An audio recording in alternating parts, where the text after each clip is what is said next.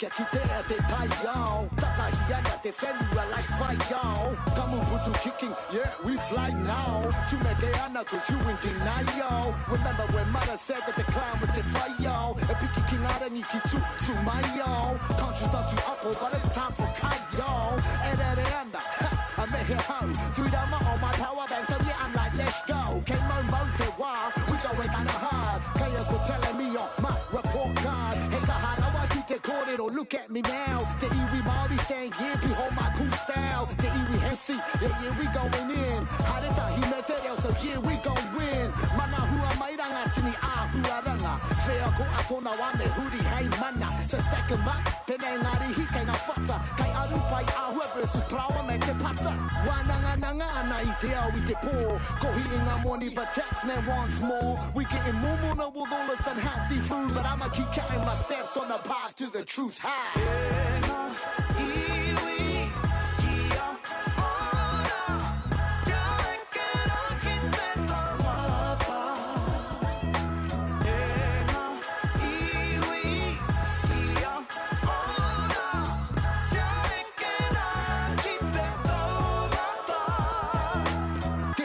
Te tira, mawaiera ra. Critical pedagogy that makes us who we are. Tukuranga taura whakapoturi I te rā. Just like in 2000, whaka eke waka hui ya. I still see Fred Henare in my head, lifting leg, going next level. That's gone fatia te poro fita. Whaka hika hika, I te ahi I a ho, make me wanna go. Fiha! Fitiki e hoa ma, we going up now. Aya hama, tātou ngā whakara o te crowd. Kaura ma tātou te hupeke ki muri. Me tapuai, tahite haere mo ngā uri. We hokai some more. Ma te anga whakamua pēr karongo I te core. Don't wanna be them cats who just came and then saw. I wanna be undeniably te toa. I'ma be like Tore and Poe on this way. Kia rongo rā te iwi, we can always take it high. Katahi uira karua whatitiri. Cause and effect, so I'ma give you what you need. Hi.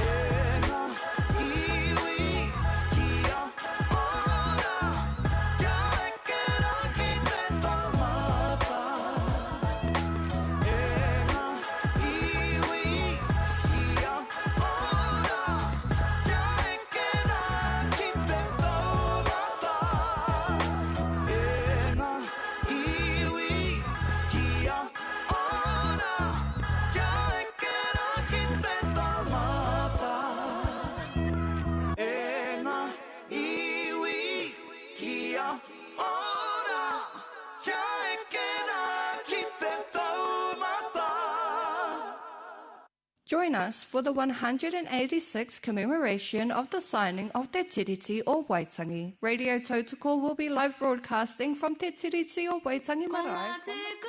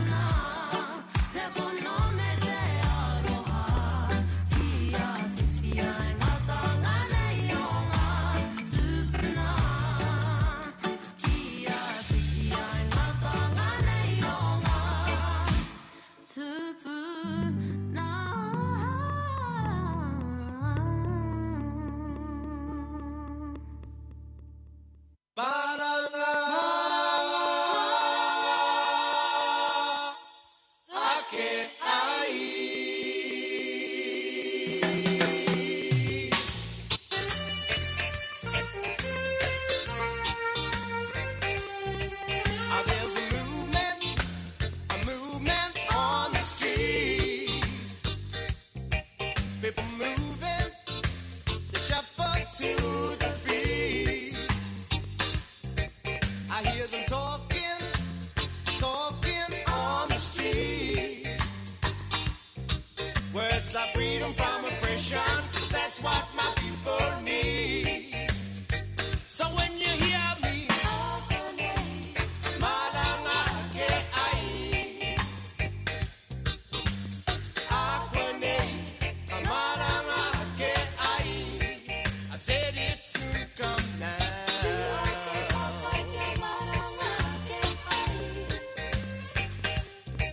How much longer must we keep on talking?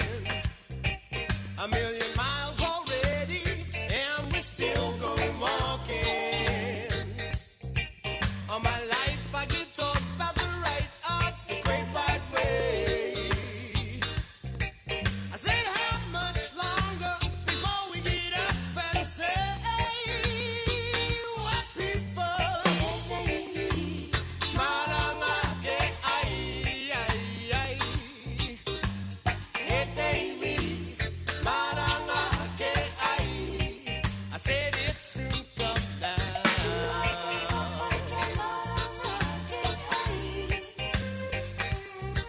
No more knocking on closed doors.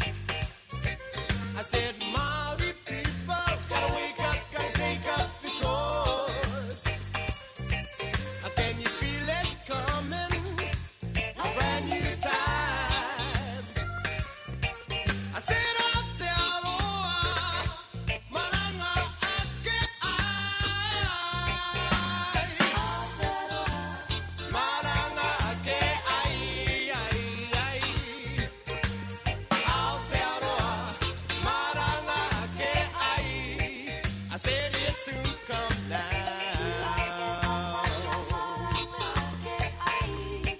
I said it soon come now.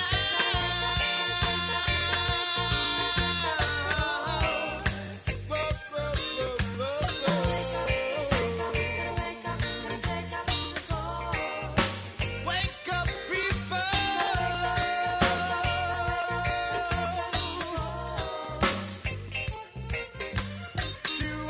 Tuake, Maranga ake ai, ai, ai. Papaikia, Maranga ake ai, ai, ai. Maranga ake ai, ai. Maranga ake rā e te iwi mai te ropu Aotearoa atu i te marae o te tī. I runga i ngā rā whakanuia i te rā o Waitangi. Tēnei papāhotanga mai te reo irirangi o tautoko. Iwa te kaumā iwa ira rima mai maunga taniwha. Iwa te kaumā whitu ira rima mai maunga hikurangi e te iwi. Koira te āhuaranga ki runga i a tātou. Ko ngā kupu mai taua waiata Maranga. Koira te ingoa tō tātou nei tiniti e tuake rā. Ne? Ai, Maranga ake ai. E te iwi koutou ko hono maira. Today is the celebration of Waitangi Day, and let me just tell you this, whānau. It is packed. It's packed. Mangu pai. Mangu pai, kutu pai. We're just looking at some shots of outside the marae, as everyone is anticipating and eagerly waiting the arrival of our waka.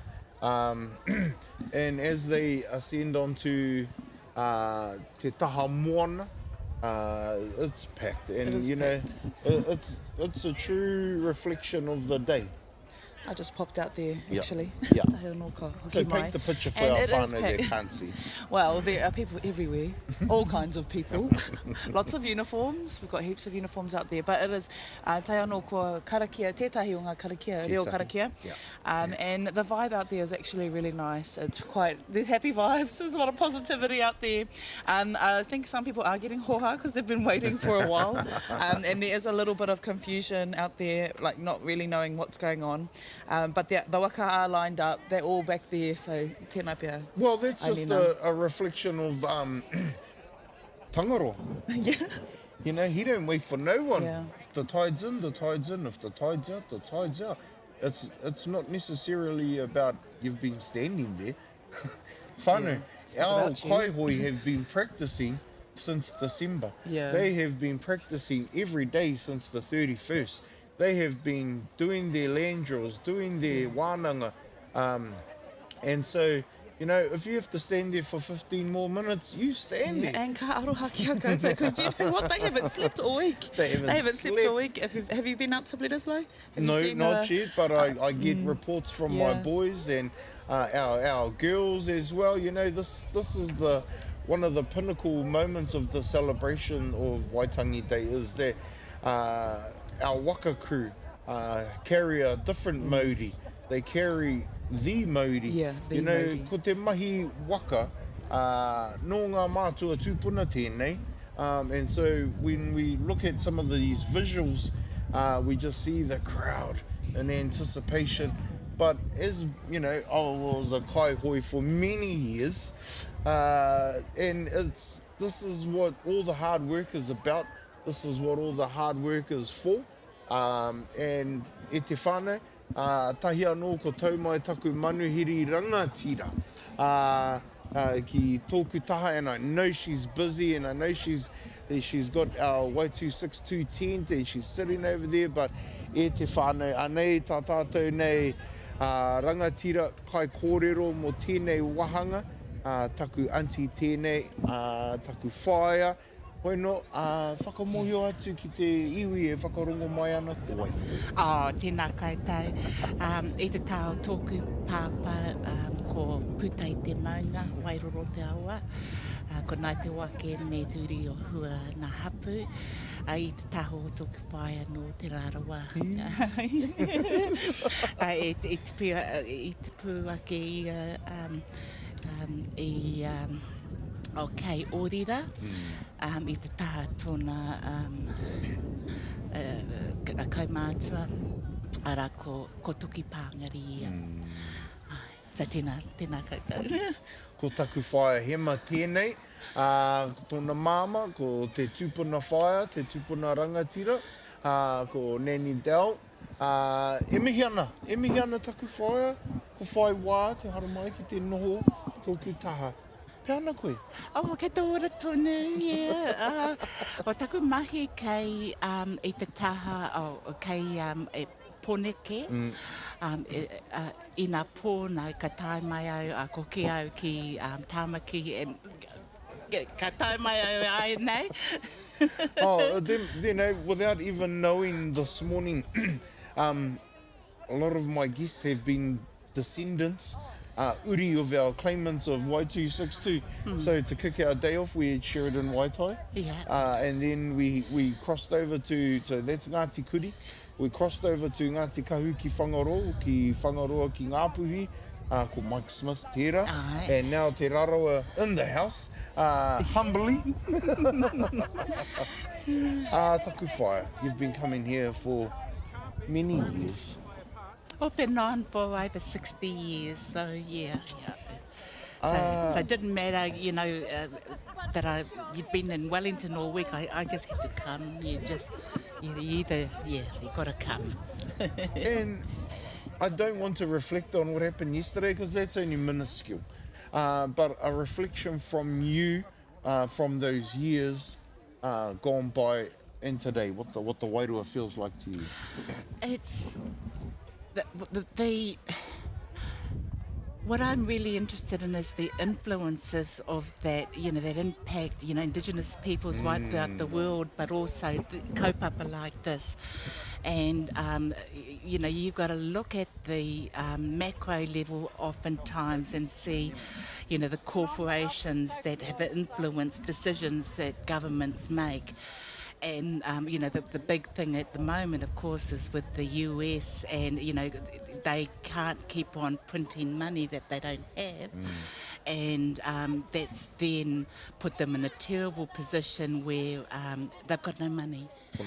And they've what they have got is they've got the big guns and the weapons, and they've you've also got the massive corporations that, wanting to pay their shareholders, premium money if they can.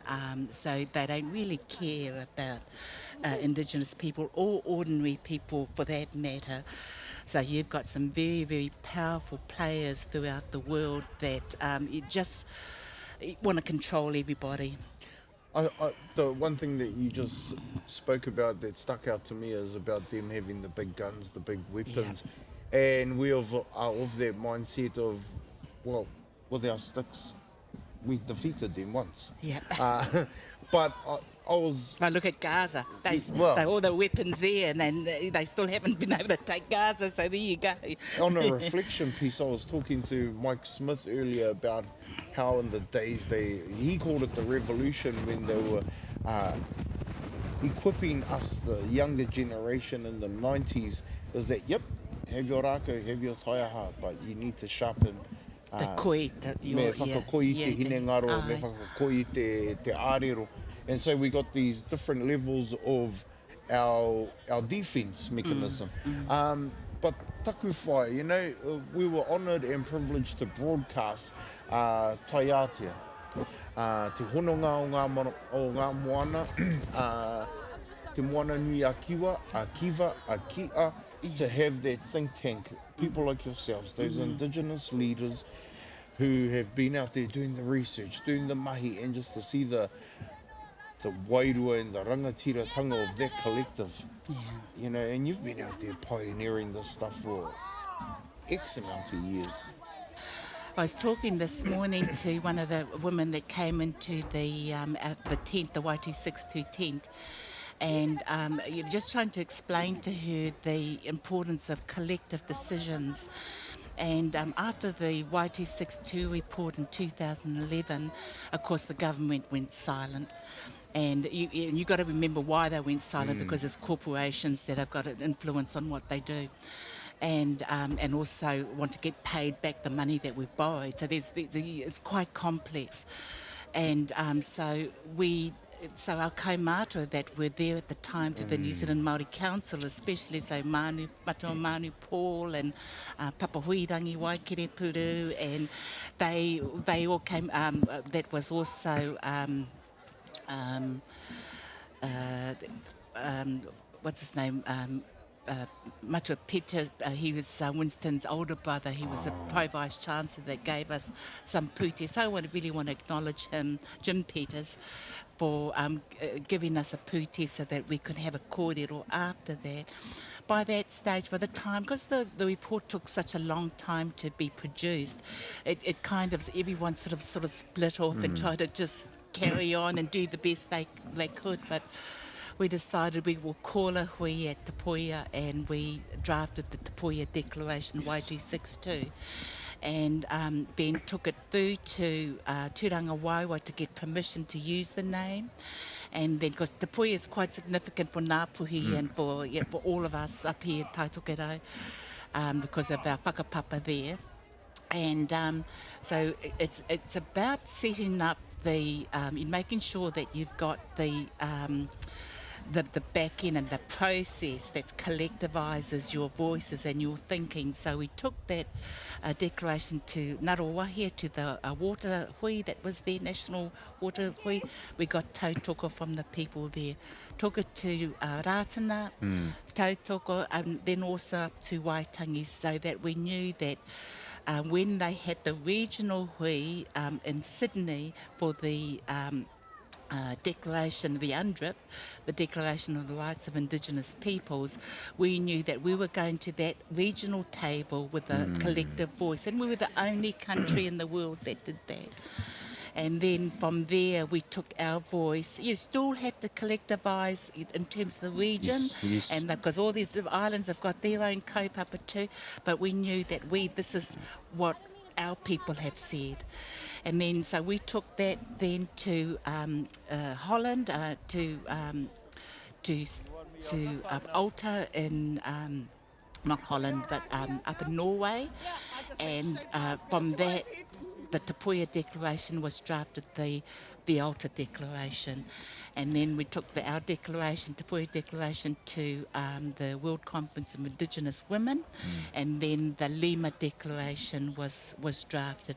So there's 3 declarations that were drafted that went to inform the outcome document for the UNDRIP. And that's how, and it's so important, you know, get hoha to, you know, you go, oh, we know this is what we want to say, we know it's good for everyone, but it's not until they say it is. Yeah. And so it was a big process, and that was for everything. We've got a organisation that's been, it's all part of it, connected to the YT62, which is the Aotearoa Genomics Data Repository. Yeah. And what that, so it's what's important about that organisation is that we've got a little kāhui group, and we're more like the you know, we just adopt the genomic resources that are held in Aotearoa, but it's all taonga species, and we whāngai those ones in the meantime. But before they're allowed to come into our repository, that research has to go through and get permission. From the kaitiaki before they're allowed to come to us. Because it goes momo taima otherwise, and it's that's not what we want to do. We just want to be the whāngai in the meantime, and then if we think that this is going to be a benefit to the people, not waste time, then the last decision, the only decision, is made by the kaitiaki. I think that framework, the framework that you helped develop around Te Aki Taonga, you know, because we had some kai kōrero on air and they were delivering presentations, and it's one thing that stuck out to me is that we call it mātauranga Māori. Papa Solomon called it aloha. You know, and it seems that we've all, in our own indigeneity, got our own way of preserving. We got our own way of finding solutions to problems, because we sit on our kōrero tuku iho. I said to Papa Solomon, the Hawaiian leader, I said to him that, you know, our tupuna already knew about scaling the bottom of the waka, so that when you cut through headwinds and all of that sort of stuff, you know, the hydrodynamics, and they use it on a golf ball. And I said, you know, it wasn't until Team New Zealand borrowed our technology that, oh, it's cool, it's all of this, but we already knew it. And some. Taku whaia, I know you're busy throughout the day. Hoi no ka nui taku mihi a te kia koe, te whai wā, te haramai, te toha i o whakaro i o kōrero. Nui taku aroha kia koe. Tēnā koutou, kia ora. Koera te reo o taku whaihema, me ona āhuaranga, me ona whakaro katoa. E te iwi, kei konei te upoko o te hikoi, ki waho atu i te marae, no reira ko taumai te hikoi, ki roto i te minenga, i te mangumangu, i te tini o ngā tāngata, ki roto i te taha moana o i pipiri, ki roto ki tēnei wāhanga o waitangi, ko inaia nei. Leash, this is the important part, is that when we practice, when we drill for waka, we do a component called tuara pikoana, which is the core made to break your back, to dig it in, to go hard, and it's to cross through under the bridge. And so what we just witnessed was the 3 waka coming through at once. Normally we go one at a time, because the current could either be going against you, going with you, it could cut across. And so the big call will come from all our kaihautu tuara pikoana. And it's a faster stroke, it's a faster hoi. So e te whānau, we have got 3 waka come through under the bridge, the 4th is just behind them. And now they are doing what is known as whakanuia, is the salutes. So they salute the people who are there. They salute the maunga. There's multi haka all going at once. If you can time it properly, you can all do the same haka. Ko te waka matua, ki mua, ko ngā toki mata whaorua. Te waka e rere maina, ki moi te ope waka, and it's still a magnificent sight. If you haven't experienced this, Tōna tikanga, te kaumā toru. te kaumā toru. And e waru ngā waka e tatari tonu ana ki te taha. Pai tēnā. You know, he mea, no ngā mātua tūpuna tēnei, ki te whakaaro, ki te hau, i taku waka a ngā toki mata whaoro. I timata hau ki runga, ki roto i te wāhanga o tauihu. Very fortunate to be kaihoi on ngā toki mata whaorua. Under the rangatiratanga of our matua, Urumu, being one of the young ones starting in Tauihu, which is the front, then getting older, getting a bit heavier, moving to Wainga, and then finishing off in Te Kei, o te waka o ngā toki mata whaorua. I also reflect that the kaihautu in the past was my own kaiako, Mahita, Tumuaki, Alan Karena. I think of Papa Heke Nuku Mai, I think of Joe Everett, I think of all of them. But this, currently our waka not coming to shore, but they have crossed under the bridge, 13 waka. Yeah, I think we've just had another 3 come through under the bridge now. Kapa, you got the hard job of keeping account. Keeping account. It's a hard job on the best of times. So, whānau, if you just joined us, we're broadcasting from Te Tii Marae in Waitangi. You can't see the visuals, and realistically, we can't see them because we're in a tent on the marae. But through technology, we have a camera which is feeding us visuals. And the gathering, en masse of people who have come to see our waka, do their demonstrations, ngā whakāturanga, me te wahanga o te whakanuia, the salutes, and the term, I suppose, is flotilla. And so we have wakataua, which is strictly for tāne. We have wakatete, which is for tāne wahine. And then we also have, we can say wakatangata, which is just our wahine. And we have many of those waka we have had in the past. I can't see. My cataracts is playing up, so I can't see if we do have one that's just full of our wahine. And it's a space, and it's a place, and it's a practice. It's a practice that has not been diluted over the generations. And by diluted, I think the only thing we do different to our tupuna is wear a life jacket. Otherwise, it's the same as what the original ngā toki mata whaorua. We do those practices. All their kōrero tuku iho is tōtika mai rātou. It's straight direct from them. And so it's an amazing sight. It always is. And now waka matua ngā toki mata whaorua, everyone must fall behind. Even though we had a few years where some of us didn't fall behind.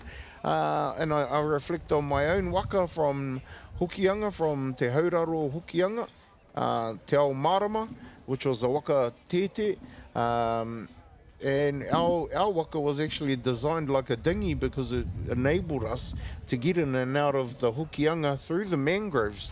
So we never ever got stuck. Low tide, any tide, and so we were very fast. So sometimes would be too fast, would get in front of our waka matua. And as I can see, ko te kai hautū o te waka o ngā toki mata whaorua, ko Joe Conrad, ko Riro ki aia, te mana, te rangatiratanga, o tō tātou nei waka matua, tō tātou nei waka taua, a ngā toki mata whaorua. I feel like it's giving goosebumps to me. It does. And you can just see how many people are standing around watching on all different angles, all different sides of the moana. awamona. But we have just seen also, while you were having the interview, ko tae mai te hikoi. Yes, Te opo te yes. hikoi. And we in the visuals, they are slowly making their way up into the bridge. You know, again, I just love reflecting on this place. You know, you heard Whaihema talk about her 60 years. We heard Mike Smith talking about his. Man, on a personal level, you know, I used to come here as a tamaiti with my parents, with my grandfather, who was one of the lead Māori wardens, also the kai kōrero for Te Hauraro o Hokianga. So I think I wear many hats. He would be on the bridge and then run over to the taumata and then go back over to the bridge, you know, that sort of things. I grew up doing waka taua, waka tangata, waka tete, privileged enough to be able to done many a broadcast from Waitangi with Te Reo o Te Tai Tokerau, combined radio stations of the north. Also, as someone who lived here, so it's a very special place, and to be amongst it, to feel the wairua, and I mean this wholeheartedly by, we've heard tangata tiriti, kōrero Māori ana. I've seen the Samoan and Tongan flags out there, the Niuean flags. It is a place for the multitudes. It doesn't discriminate, Māori mai, Pākehā mai, Moutere mai. Which leads me into my next kōrero about the manaakitanga of the haukainga. Everything is being catapulted from what took place upstairs yesterday, and that's all that's been publicised and put out on. No one comes down to capture the kōrero from the haukainga, and I'm talking Ngāti Kawa, Ngāti Rahiri, Te Matarahu Rahu. I'm talking the haukainga who manaki the masses, who feed the masses, who clean the toilets, who stand at the roadblocks, who look after people. And then why is that not being publicised? Because I'm going to work my hardest to try and pull someone out of the kitchen. I know they're going to fight me, because they just humbly stand in the back. And it's about time that we start uplifting our haukainga and what they go through, because everyone's here on Feb the 6th, right? The haukainga plans for 2 this. weeks. They plan for this a whole year out. Year out. They plan for this. They put a lot of strategic planning into this. And then they're here 2 weeks before. They're here full wholeheartedly on the 31st of Jan. And for some of them, they don't sleep much during the whole duration. Like Raywin spoke about, the recycling team was recycling during the night. Yeah. The rubbish team. Yeah, the media yesterday, I feel like they've really taken One- very short snippets of the worst parts of what happened yesterday, and haven't captured everything that's happening on the whole of the treaty grounds. You know, down here in all the different wahanga, different tents, our tent, up the top, other side of the bridge, this side of the bridge, that side of the bridge. Some of the biggest moments that I suppose have been recorded in mainstream media is, you know, Tameiti spitting on the flag, the mud getting slung at John Key, the DILDO getting slung at old mate, you know, Mama Titifai sitting down Helen Clark. But no one ever captures the behind the scenes. Our haukainga. Ngā hāpai o, Ngā o te hāpai kaupapa o. nei. And it's about time we elevate them. And, you know, if you are here or you're still driving over whānau, it doesn't take much, and it's for free. Just smile and give our whānau who are wearing a high-vis a kia ora, a morena, a thank you. It doesn't cost anything e te whānau. Hoi no, anei tā mātou nei katoa, hei whakanuia i te haukainga, i te mana whenua, nā rātou, ko rātou, ngā tohunga o te manaaki.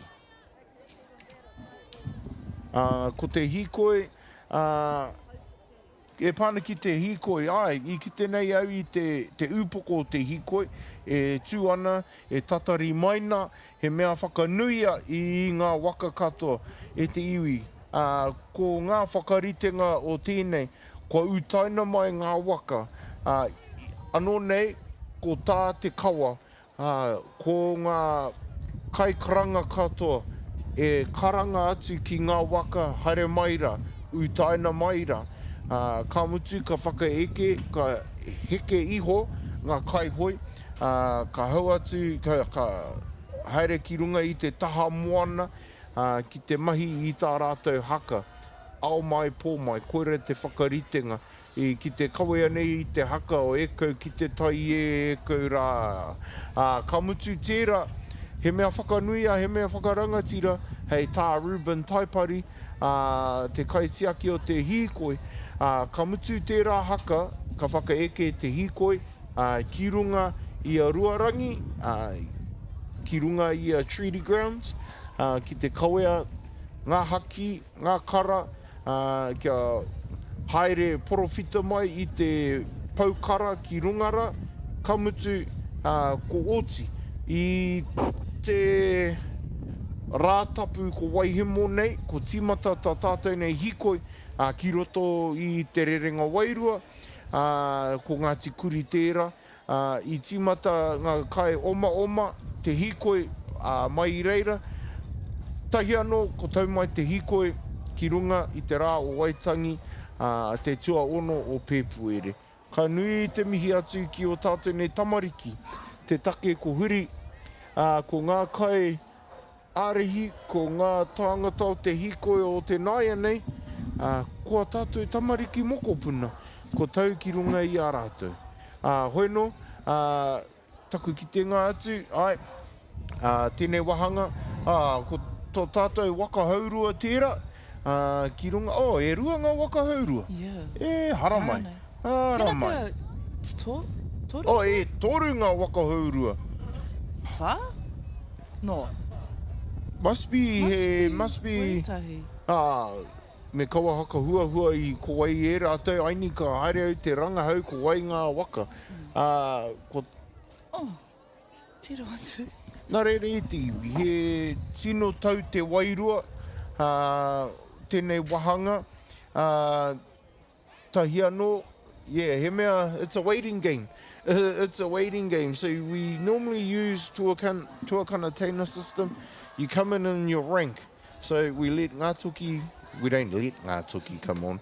Ngā toki comes ashore first. And then normally it's, by rank or by whoever's closest. It's a combination of things. But as you can see, it's the main thing is about safety. Yeah. And so if I could just take 2 minutes just to speak on mahi waka.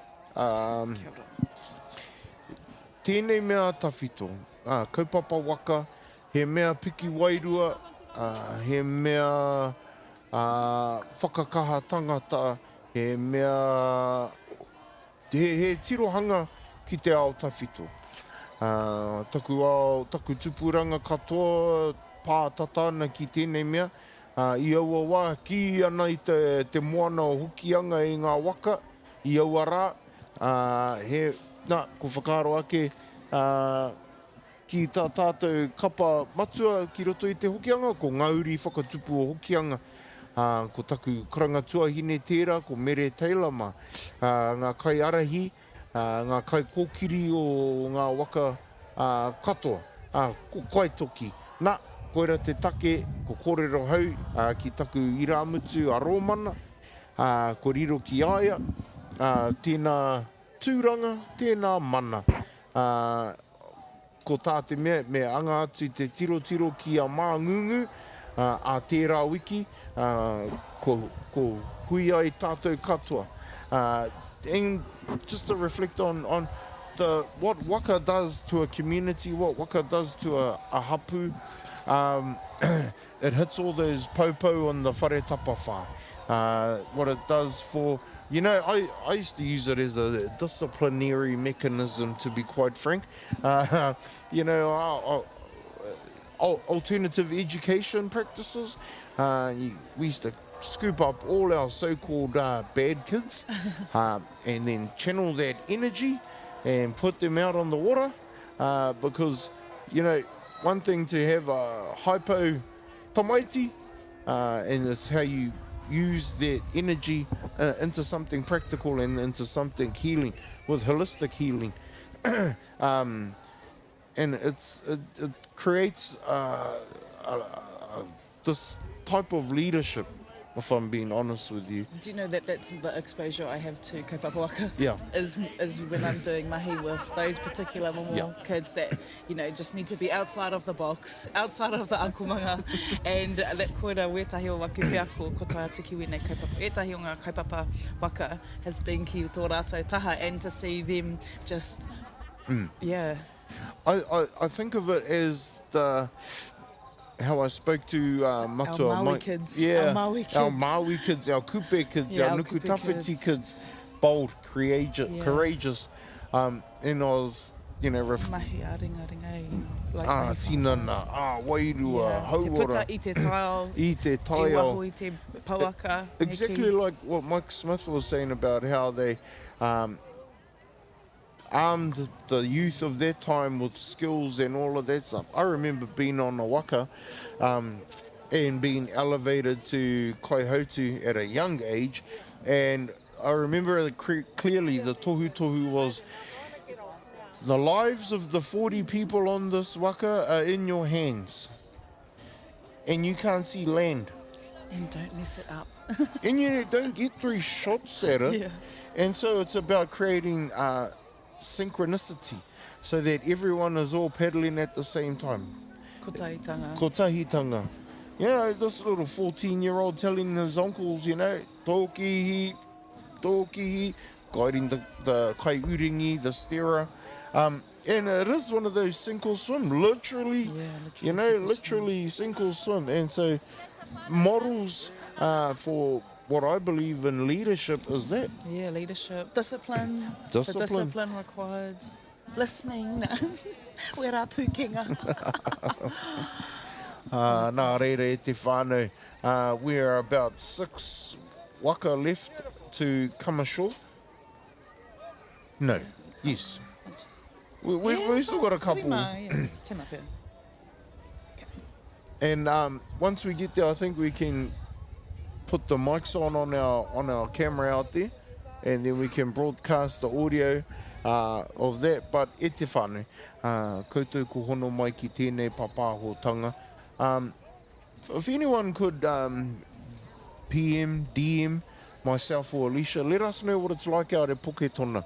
How is the road? Give us a road report. Give us a traffic report. Hopefully you're listening to the soulful sound of my voice, and it's inspiring you to not go fishing, but to drive out to Waitangi. And hopefully you're not backed up all the way to Whangarei. And if you Or are, Kaitaia. please let us know. Please let us know e te whānau. Hopefully one of our phones will be going off very shortly, giving us a traffic report. But yes, just kia manawa nui. If you've been sitting in traffic, just remember that kia tūpato and our Māori wardens and all our traffic management, give them a mōrena, because they've been there since. Yeah, just remember they haven't stopped working. They haven't stopped working. So when you're hoha, they have more hoa. You're sitting in the car and they've been standing outside in the Yeah. elements. Since last night. Because the same wardens are on shift when I left last night and this morning when I got here at 5 a.m. Massive respect, massive mihi to them. Oh, tērā te hekoi. No. Nope, E just te a zoom whānau. in on the bridge. If we could realistically paint the picture, we know the top grounds is full. We know the whare waka is full. Down here at Te Tii Marae is full. The road is full. The bridge is The full. bridge is full. The Beach is full. that's how much people are here. And again, the wairua is very tau, regardless of what happened yesterday. And that's something we need to highlight, is that, the mass that have come here to be a part of the celebrations is inspiring. And I say that because if we're going to talk of kotahitanga, it's places like Rātana, it's places like Tūranga Waiwai, it's places like Waitangi, where people come together and there's no there's still raru and there's still issues, but, you know, for the duration of the day, we keep it together. We're guided by love and respect. And I think that's something that we need more of in our everyday lives, in our own home, and the way we conduct ourselves. And just because, you know, we have differences, it doesn't mean we need to be different to each other, e te whānau. And just on that, random kayaka. Random kayaka wants to get amongst it. Hopefully get snapped up from a photo from Rāwhiti Ro or Tii Marae or all our amazing photographers in Te Ao Māori. Because it's one of those moments, you know, you can have FOMO at home, or you can allow us to paint the picture and make it feel like you are actually here.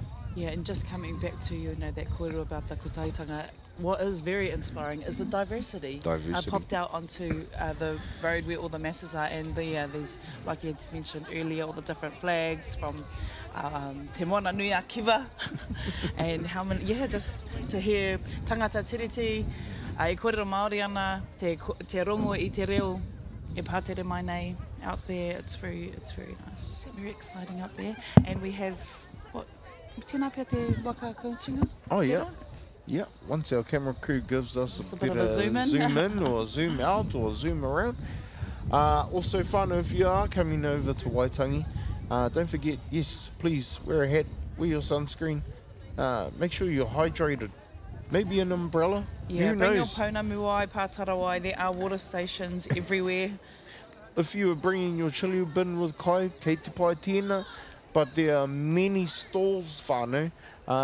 Some of them are still going. Some of them had a late night down here. They all closed up at 11 p.m. 11 o'clock last night. And so, you know, big mihi to our stallholders too. Yeah, they've been here. They would have, Sunday, Monday? They've been They some were stalls rolling on in on Sunday, since Sunday. And so, yeah, there's kai everywhere. Even if you forgot your water, whānau, as long as you got a bottle, there's amazing water stations around here at Tii Marae. Filtered and everything. Filtered water. There are tanks that are full of filtered water. E rongona ki tira, one of the aunties. Pai tērā, tūku. Yes, because we are at the Maranga Mai, the forum tent, so there will be kai kōrero starting up. Tēnā pia I roto I tēnei haura e whai aki nei, we'll see. O tira e te whānau, atu I tēnei pāpāhotanga mai te marae o te Tii, tēnei māo ko leash, e tuku I ngā mihi, hoi no me whakawhiti atu ki tētahi waiata, ko Toitū, Jordan with a Y, e whai ake nei, kia mau tonu mai.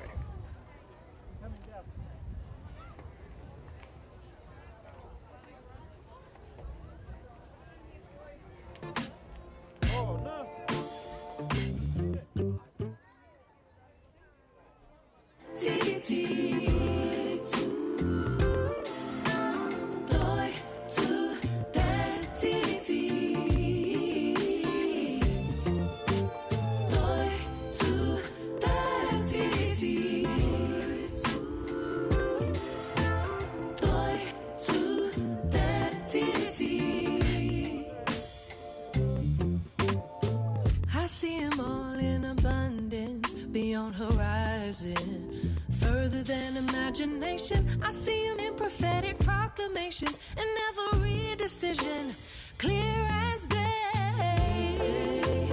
These days, these days, clear as day. These days, these days. Toi tu te titi. Toi tu te titi. Toi tu te titi. Toi tu te titi. Kahi ka te atu I te uru, te karawhiua. Te kere kere tia hako te maua hine kankurua he rangi moko puna e rewa mai ana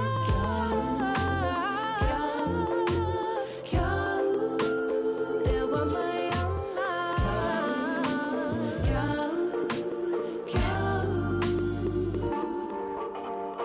toi tu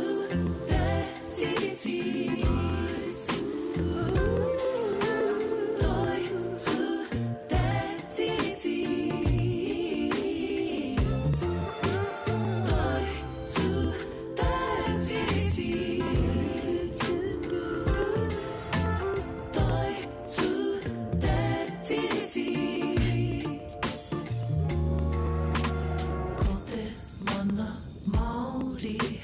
motuhake. Ko te mana Māori he mana motuhake. Motuhake. Ko te mana Māori he mana motuhake. Ko te mana Māori he mana motuhake. Motuhake. Toi tu te titi.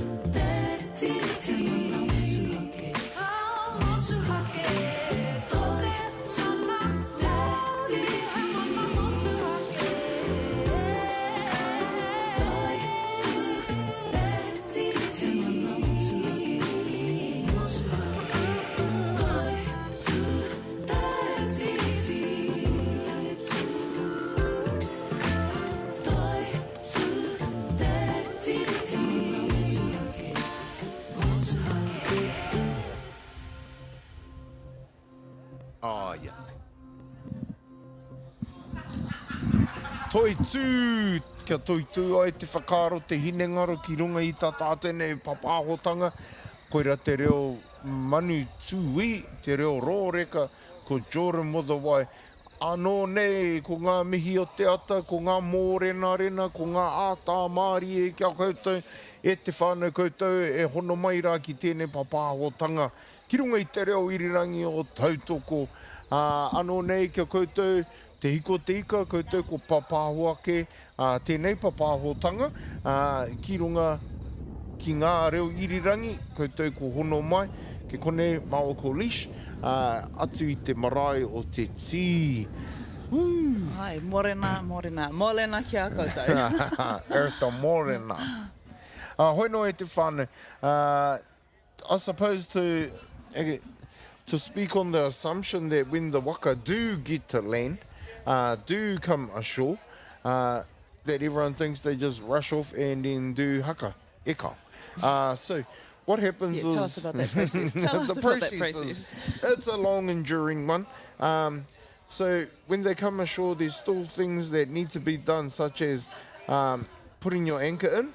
A lot of our waka don't use what's commonly known as the anchor. Like what, those on hook ones, like on a boat. Electric, like on my boat. Some of our anchor on our waka are actual traditional, sharp rocks. And then once everyone's off, you have to then bail out your waka. Which is what this waka's doing. And to speak on ngā tuki mata whaurua, if you have 120 people on the waka whānau, you can have between 120 to 160 people on that waka. It's no easy feat to get everyone off safely. And so that takes a bit of time. Some of our double hull canoe, you have to work together just to get off and on. And so it's not necessarily just land, jump off, and go do the haka to the masses. No. And so some of the roles for this on our waka, one of them is called pou, which is normally your centurion. It's normally a tuakana, and that person will probably stay in the water next to the waka. We also have our pou herenga waka, which is the people that will make sure that the waka are moored, M-O-O-R-E-D, and they look after. Then we also have people on the sides, and then we have our, normally the youngest. The youngest are the bailers, and you know, it's a real... honestly, that looks like a mahi. It's a mahi. We're watching... And it's an honour to be one of those, the young kids, to be a baler. And so if I think about it, I think of my baby brother who was the baler. He couldn't pedal, but he couldn't never leave my side, even though he was only 4. So he was a baler. He started there. He was the captain of Tauihu. Then he went to Wainga. And then he went to Te Kei, and then he ended up being the Kaihotu. And so that's my brother Cam, and that's whakapapa, and that's how it goes when you... The process, I the guess, process. all the steps. Steps. The steps, Mickey. Steps. I can't imagine he was 16 when he was a Kaihotu. He may have been younger. True. And that's when I sat on shore, because my job was done. And Pass the reins over. The reins, you know, and it's about that. And if we feed off that kōrero, e te hurumā hara mai, e noho, e te hurupango hana tū haere. It stemmed from nuku tawhiti. It stemmed from our tupuna. It stemmed from kaupapa waka. It was about, we're not saying get off the waka. We're saying... You've done your mahi. Come and sit down. You know, come and sit in the middle, cruise. You've done it, but don't leave us. Keep being there to tell us how to do it, to make sure that if we come into a problem, that you can help us, you can advise us if you see that we are still running into problems. It's not something about just taking it. It's never been. It's about, and it's been some of the theme throughout our interviews this morning about, yeah, I suppose it's dressed up now as succession planning, but it's, don't feed into the succession plan if you are not willing to step away. Yeah. And that's paramount. That's, you know, if you go in phases, phase 1 is to instill that kōrero. Phase 2 is to live that kōrero. Phase 3 is to be that kōrero.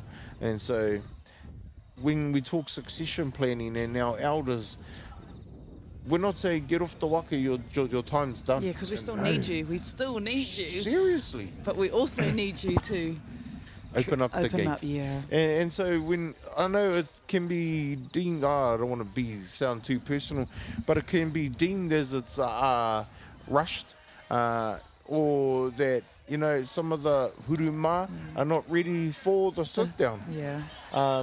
But you done all these years into putting into your uri te reo. And trust in what you've done. Trust. And we can see that all across, you know, in every space. Yeah, in all spaces in Te Ao Māori, you can see it everywhere. And it's popping up here for us today, isn't it? That's why I draw on this thing with kaupapa waka and the amount of things you can draw down, you can gain from there. And leadership is definitely one. Because, you know, even the way my elders, my karani, my tupuna said to me, you have the lives of 40 people in your hands, you know, and that is one of those sink or swim moments, fight or flight. And the responsibility has been bestowed on you. But it was a push, you know, but I'm coming with you. Yeah. And a push with love and tautoko. And I've got you, I'm over here if you need it. All of that. And so it's inspiring because I got to witness through Matua Wiremu his succession plan, and they're all out there now. They're all leaders. My pēwhairangi, the boys who are synonymous with this place, you know, those are the Albies, those are the Machus, those are the Padres, the Robbie Few. I'm just naming a few of them.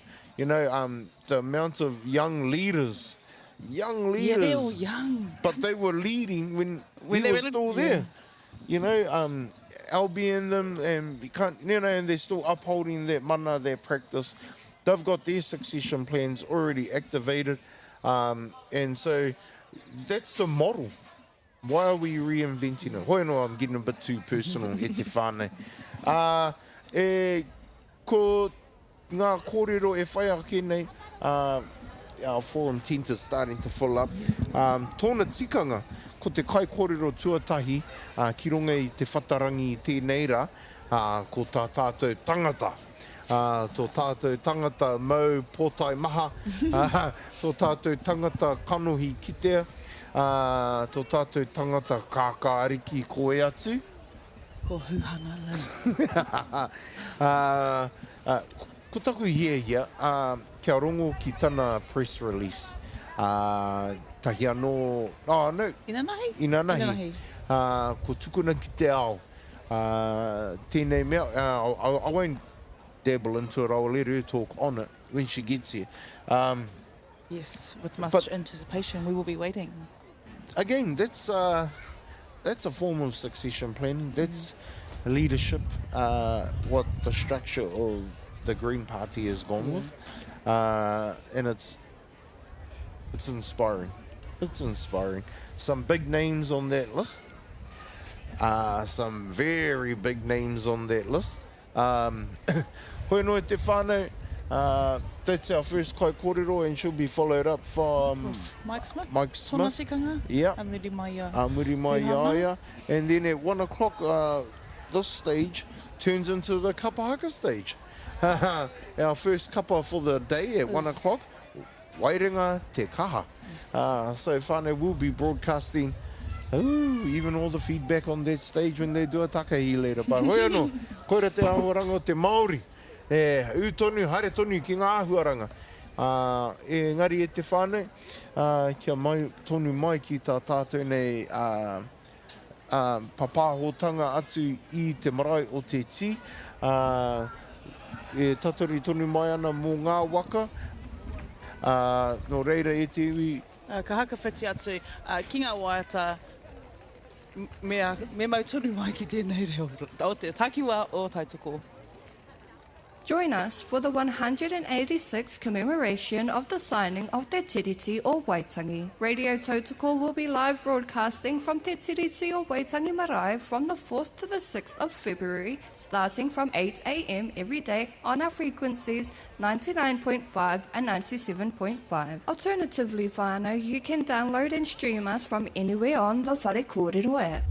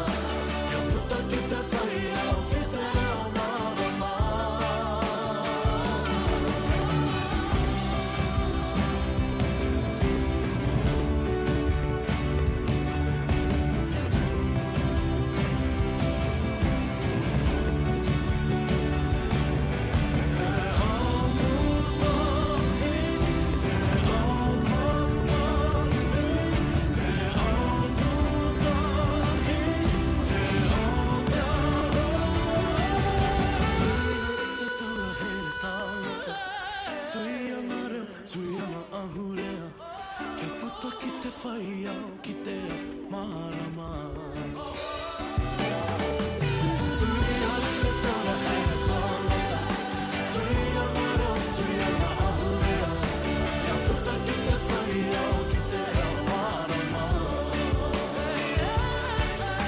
Tui au te tara he tāngata, tui angara, tui anga ahurea.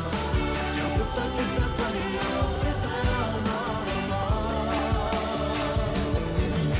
Tui au te tara he tāngata, tui angara, tui anga ahurea. Kia puta ki te whai au ki te marama. Kupu hau. Tutu. Now, don't mistake it for tutu. Ai, kaua tutu. This one is tutu. Now it's a verb. To be full. And we're actually still talking about tides because, yes, it's a good time for kina and power. Tai hoa haere kia tutu te tai. Don't go until the tide is full. Tutu. Te wā o te reo, your flavour.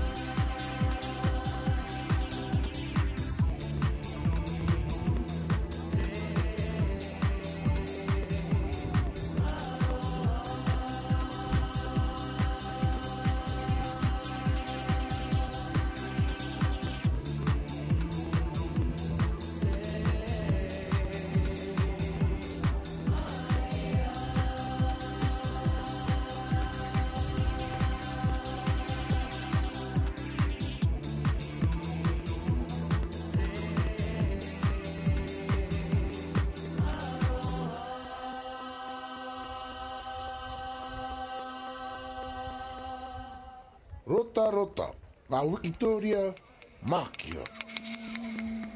He ori. I rongoa hau ki te manu tiu o tēnei atahau atu kura o ngā kapua, i tohu tia tō whānautanga mai. Hora hea i te rangi, ko koe tērā e hine, taria te wā. E tangi ana i te awa, mai i tōna puna e hāmumu, ki runga ki ngā toka, pukahu kia tea. I nuku mai a krani i te tairawhiti ki konei, he reo karanga i puhia e titi matangi nui, kia tatu mai o kaihau. E tāpapa ana ki te whenua, ko te tāwhana, he tohu aroha e, o taku aho ki ngā wāhi a huereka. Ngā rākau i whitikitia i te kāinga tau rāhui ki te whenua. Rota rota, ngā Wikitoria, mākia. E mihi atu i kia kaitai katoa e whakarara mai atu ki te reo takiwā o Tautoko FM. E te iwi, tahi anō ko huki mai koe ki tēnei papahotanga atu i te marae o te Tii, me whakawhiti atu ki te taha moana, kia rongoa e tātou ki te haka o ngā kaihoi.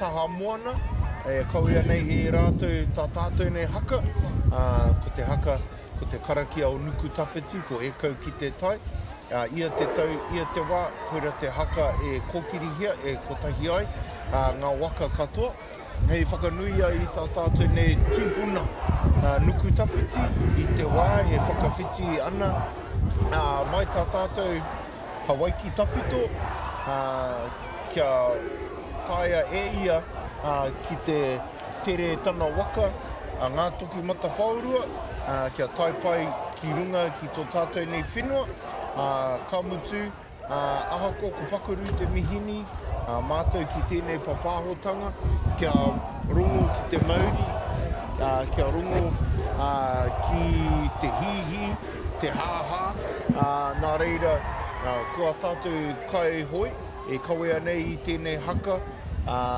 mai ngā waka te kaumā toru, tōna tikanga, ia haruru ai te whenua. Kia haruru ai te whenua i tēnei haka o tātou. E kaurā, wāhi atu rā te ngaru huka o marere au. He mea whakatau i ngā ngaru huka, kia tai pai, te waka o ngā tuki mata whaurua. Did you want to give us a demo of the haka? Oh, e hia kia ngā tau. Roana te wā, au e mahi tēnei haka. Tētahi atu haka, ko ora utaina, he mea whakamohi atu ko utaina ki runga i te kiri o Papatuanuku. Tērā mea whakamohi atu ko utaina Marika.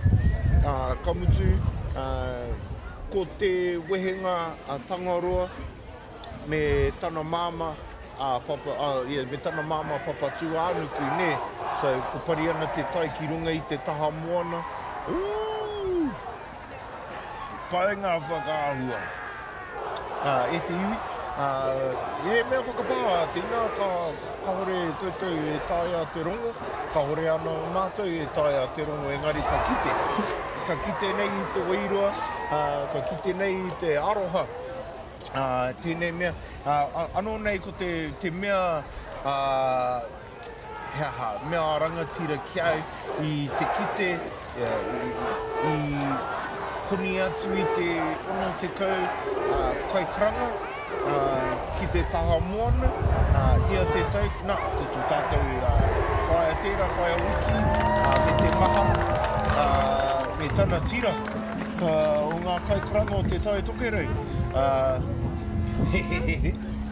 E tērā mahi rongo nui, te kaue, tērā mahi tapu rawa atu. Nā te wahine, me te reo karanga he mea whakanoatia i te tapu ki runga i ngā kaihoi.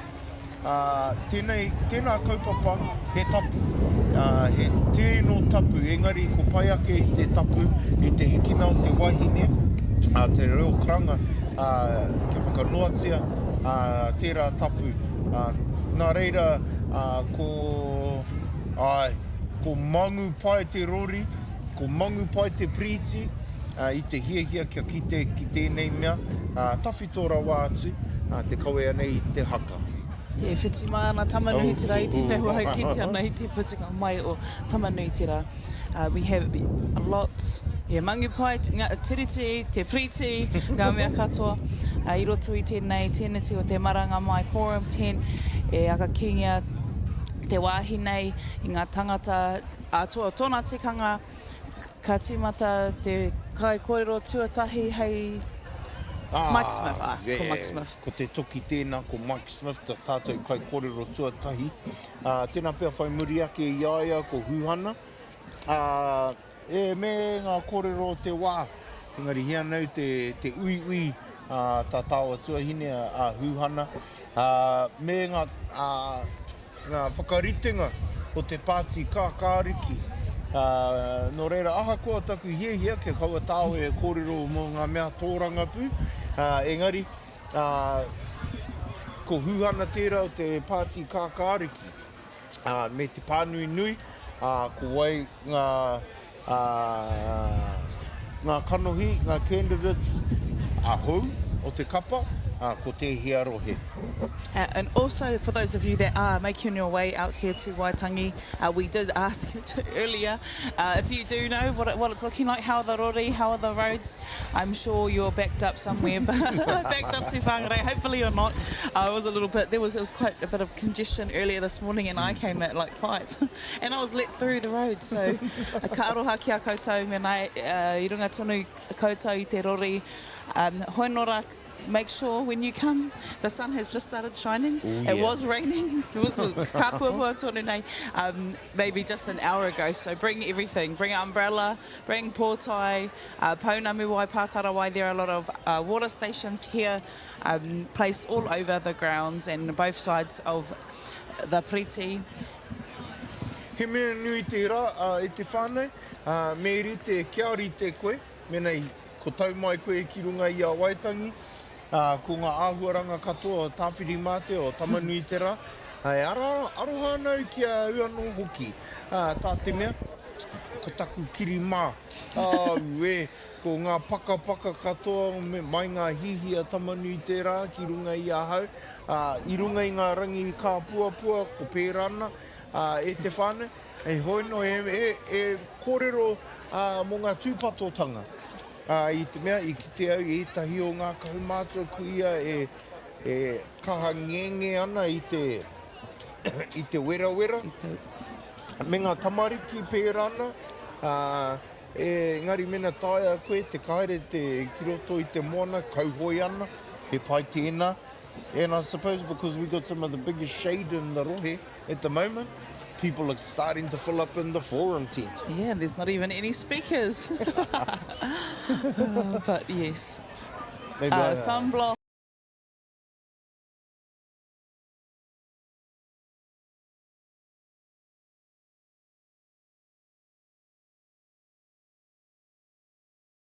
Some of our stores down here at the bottom marae, the other day I went to a barbecue tent.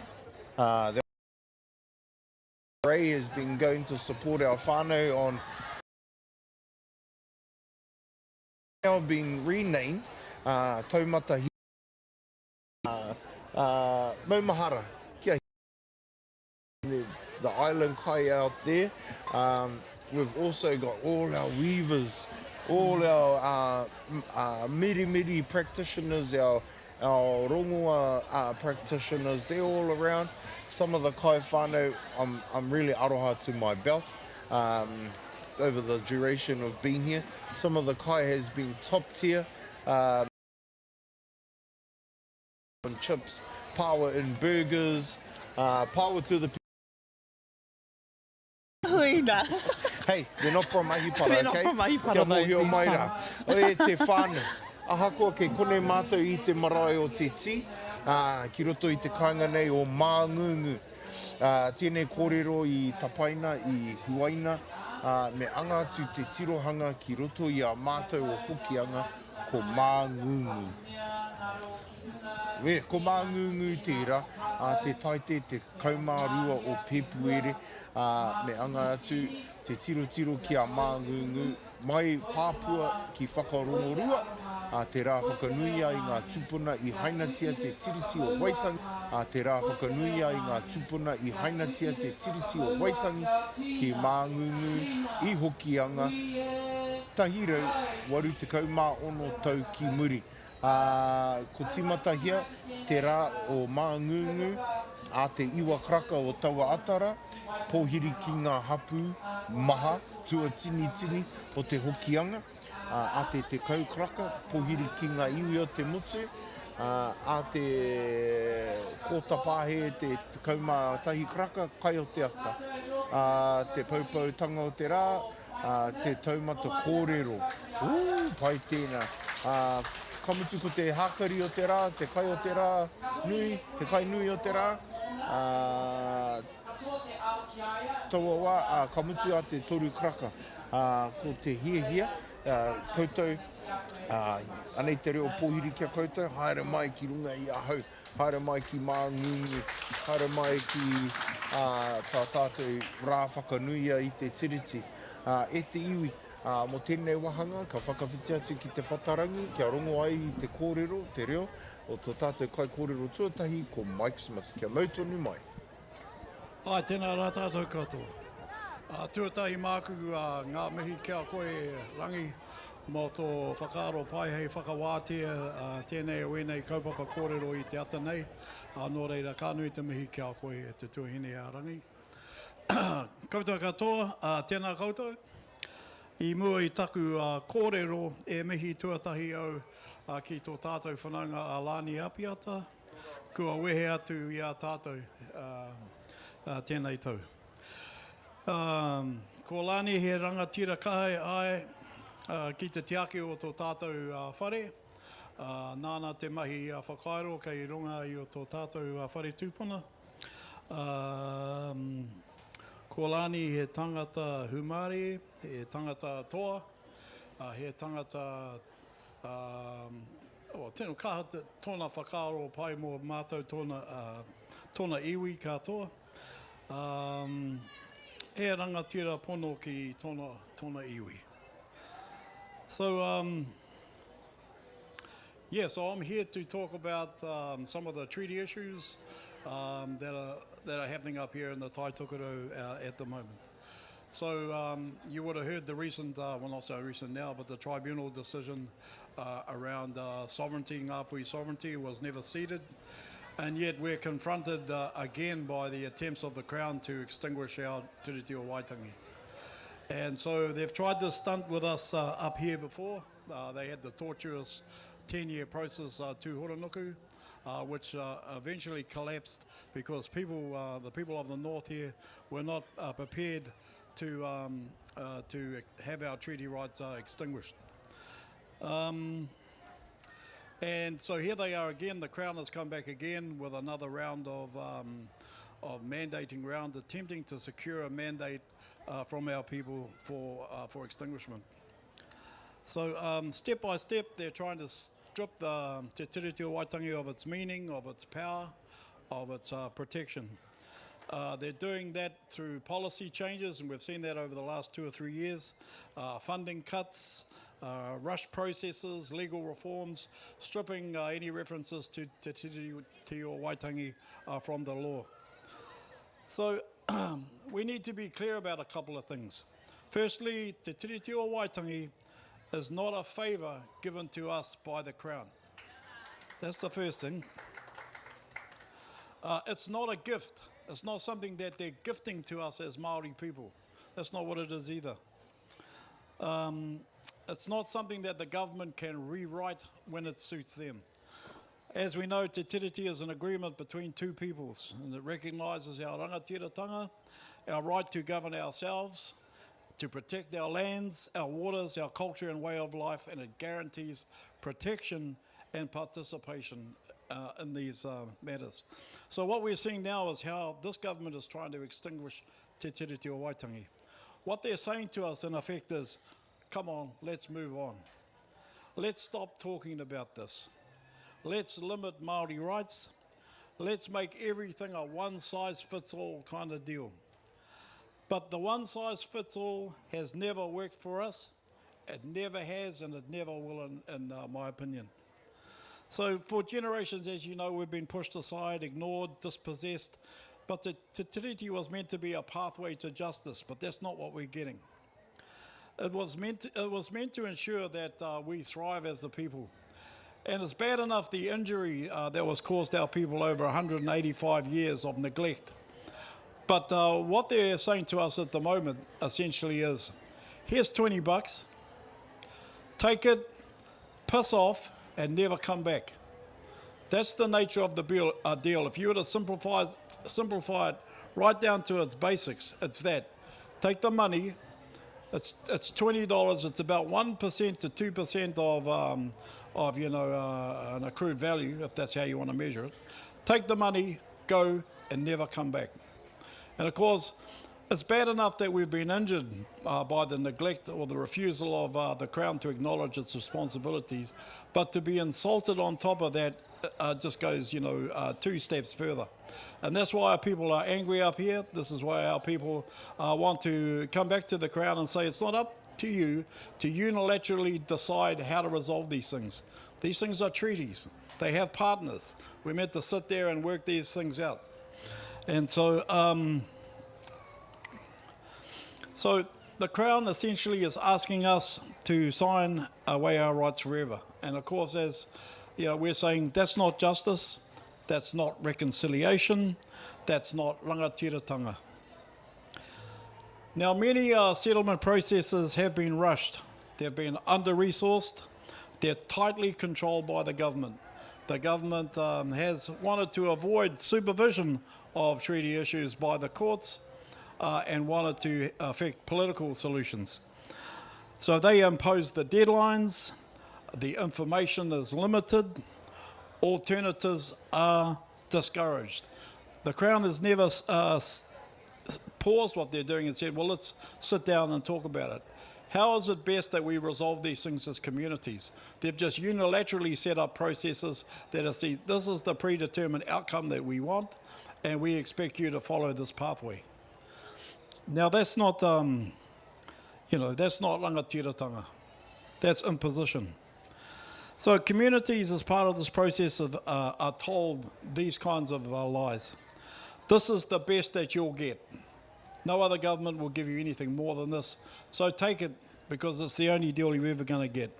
Take it now or miss out. So there's that fear of missing out that underpins it. They tell us things like, don't slow the process down, which is what we're wanting to do at the moment. So all of that is not what they call free, prior and informed consent, which is one of the basic standards, you might say, in international law and dealing with these types of matters. That when it comes to people wanting to examine and their futures and the types of controls and mechanisms that are going to determine those, they must have the free and prior and informed consent. So what we're getting is not that. It's not tikanga-based decision-making, and it's not respectful of us. And as part of their process, too often hapu voices are sidelined. Kaumātua are ignored.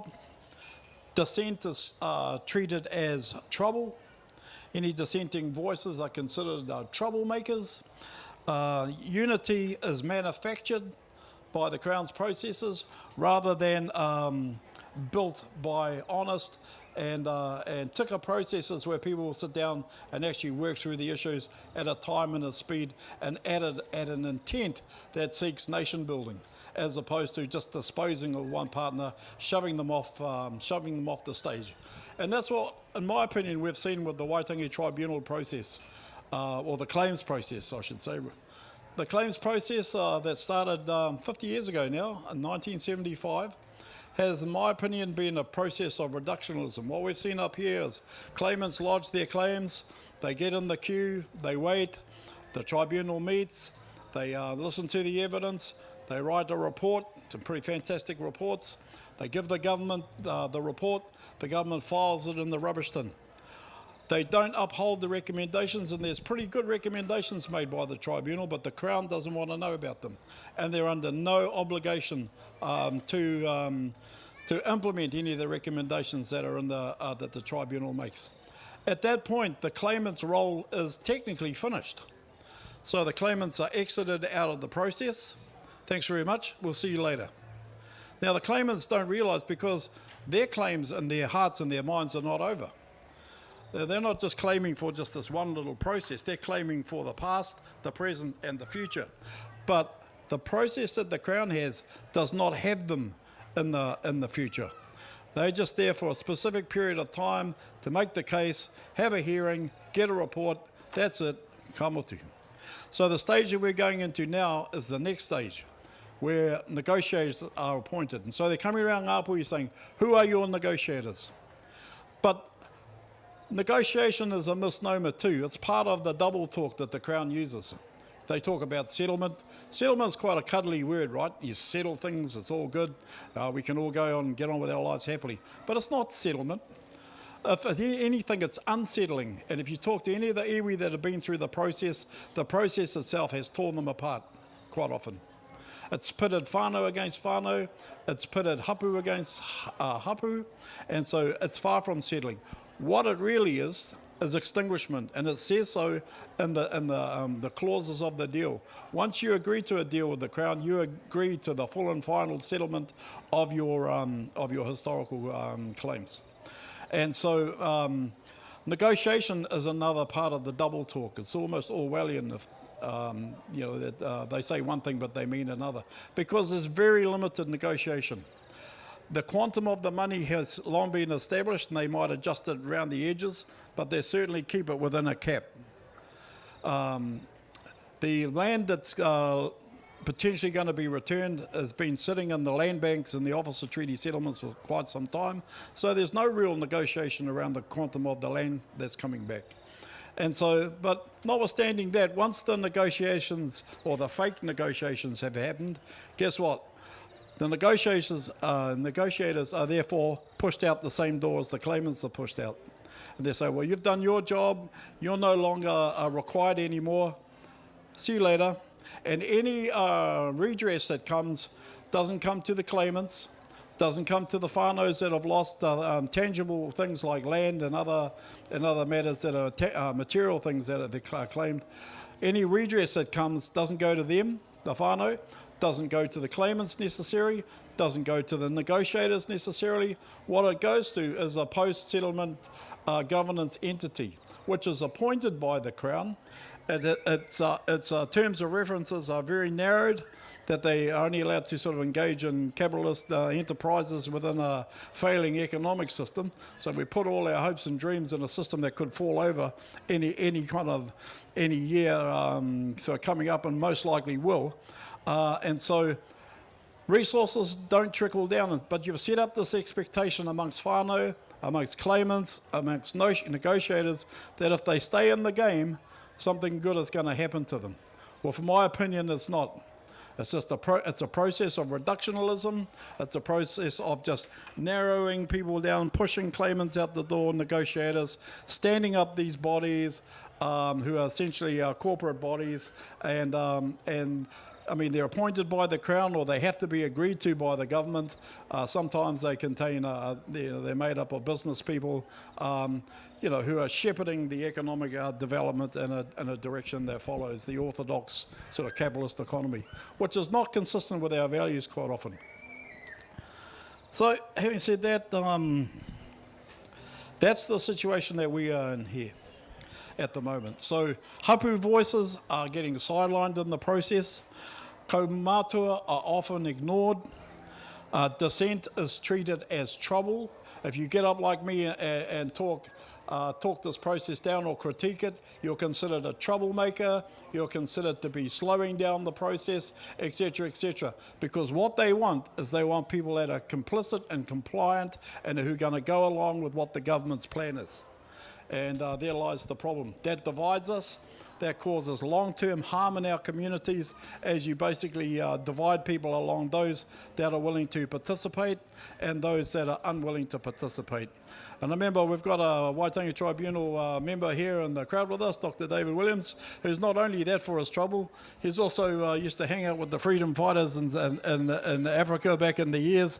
He's been a staunch advocate for social justice over the years. Before his trouble, he ended up on the Waitangi Tribunal. And I remember him telling me some years ago, you know, that the Māori Land Court did exactly the same thing. It divided our communities between the pupuri whenua whānau who wanted to hold the land and those that wanted to sell it. And that caused great intergenerational trouble that we still live with the impacts of that trouble to this day. And it's likely that this process will do the same thing. It'll pit us one against another. Those who want to do deals, those who want to not extinguish our treaty rights. And so that's the situation that we're in at the moment. So we're critical of all of this, and we're saying, taiho to the government. We don't want to go further down this corrosive process. We're saying, didn't we tell you a couple of years ago in Tūhoranuku that we don't want your treaty extinguishment deals? Didn't the Waitangi Tribunal tell you? And they're the group that was established to legitimise claims and figure out, are these claims real, or is this the stuff that Mike Smith and his friends are making up? So the Waitangi Tribunal said, yeah, no, it's real. We didn't cede our sovereignty.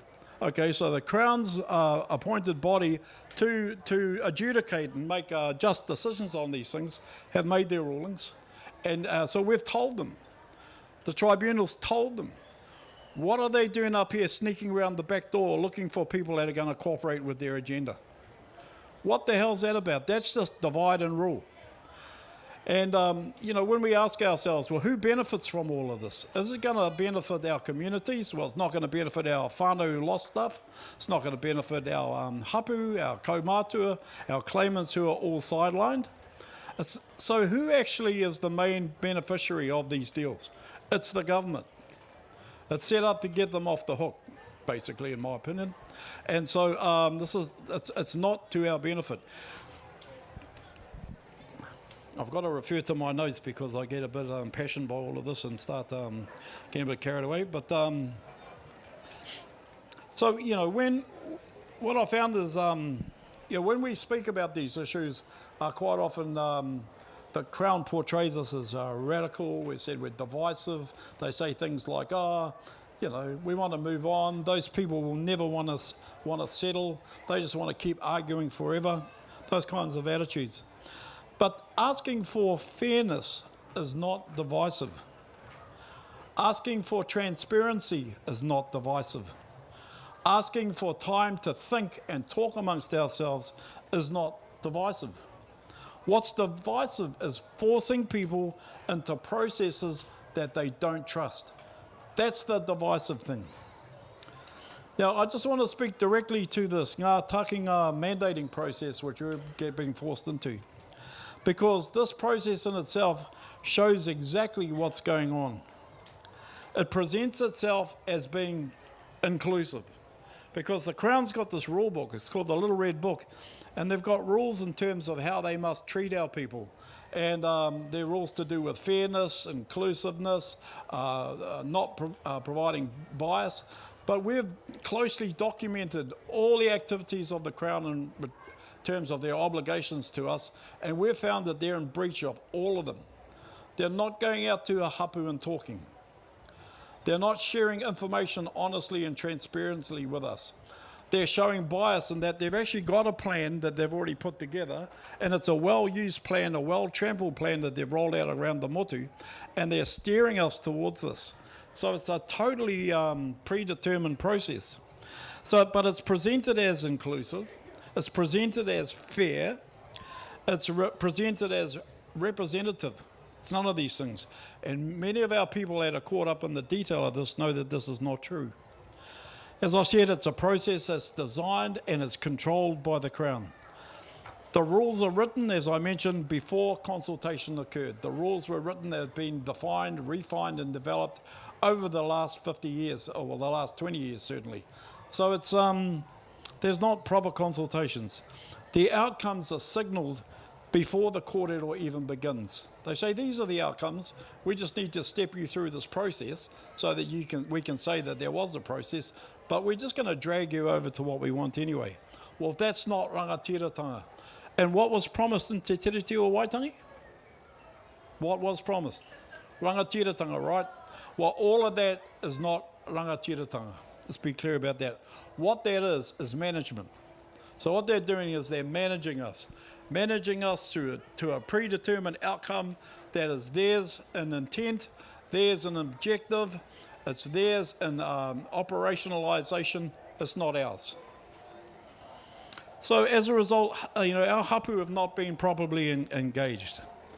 Many marae have been bypassed, whānau have been given limited information, key documents have not been shared openly, and we've got official information requests of all their processes, and we're pulling those apart with a view to putting up evidence, our evidence that we are compiling about just the nature of the Crown's activities. At the moment, people have been asked to vote on things that they don't fully understand because there hasn't been this process. This process is rushed, the voting process. People are pressured to fall in line. And as one of the ones that are objecting to all of this, I'm catching a fair amount of shade from some of the people in our own iwi that want to comply with the government's processes. So we get stereotyped, we get shunned, we get talked down, that type of activities. But we come from activist backgrounds. We've got skin as thick as elephants, so we're not too fazed by by that type of shunning and ghosting. We are not pressured into falling into line. We don't feel that pressure and we won't do it. So as a result, the dissenting voices are marginalised.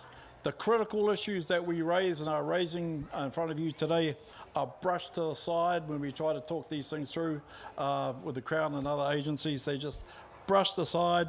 The concerns that we raised are treated as obstacles. They're not treated as proper discussion issues that we need to talk about.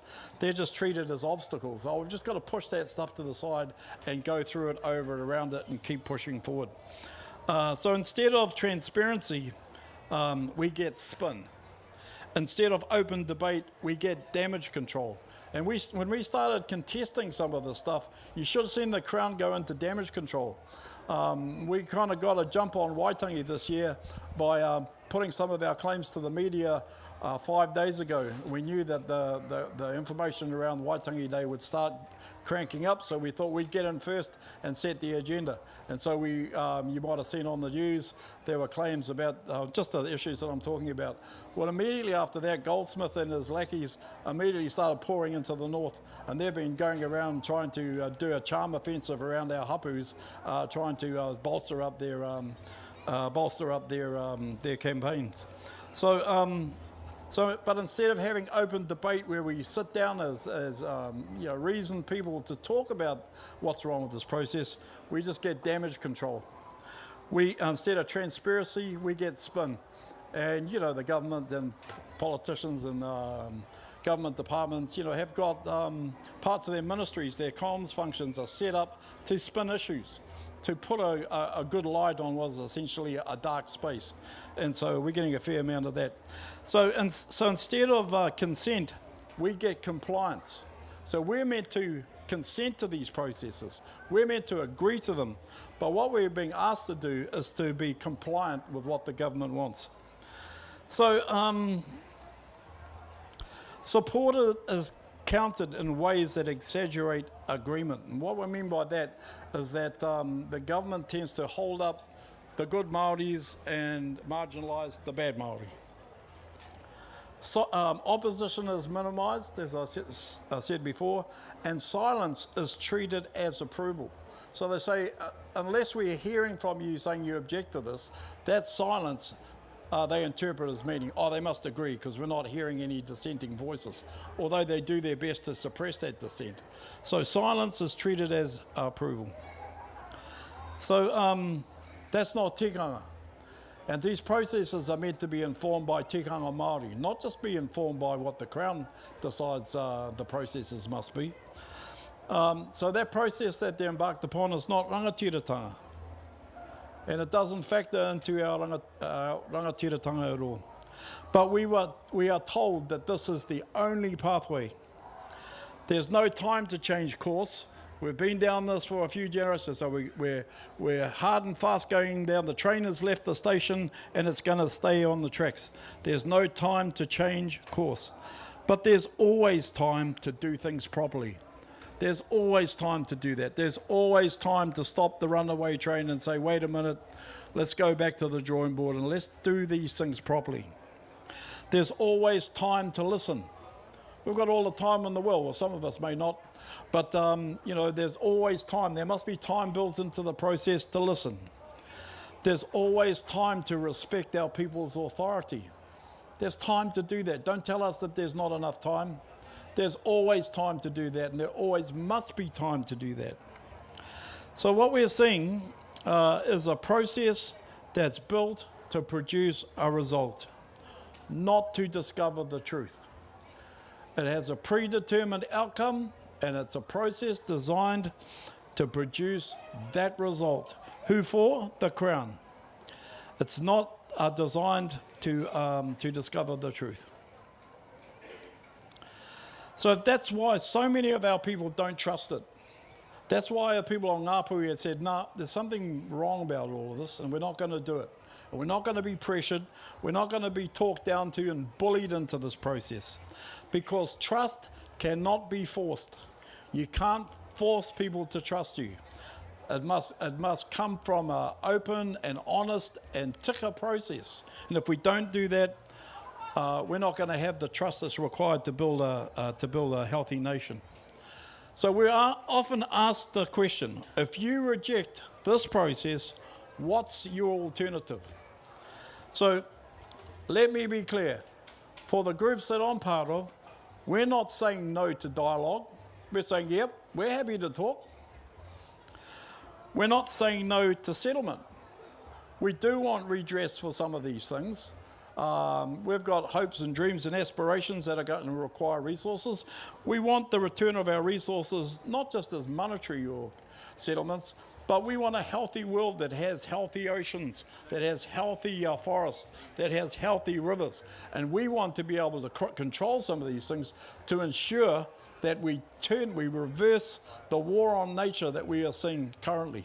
So we're not saying no to settlement. We're not saying no to progress. We really do want to progress. But what we're saying yes to is doing things properly. We're saying yes to tikanga, and that's got to underpin our way forward, in our opinion. We're saying yes to rangatiratanga, because if we don't have the control to control our own destiny,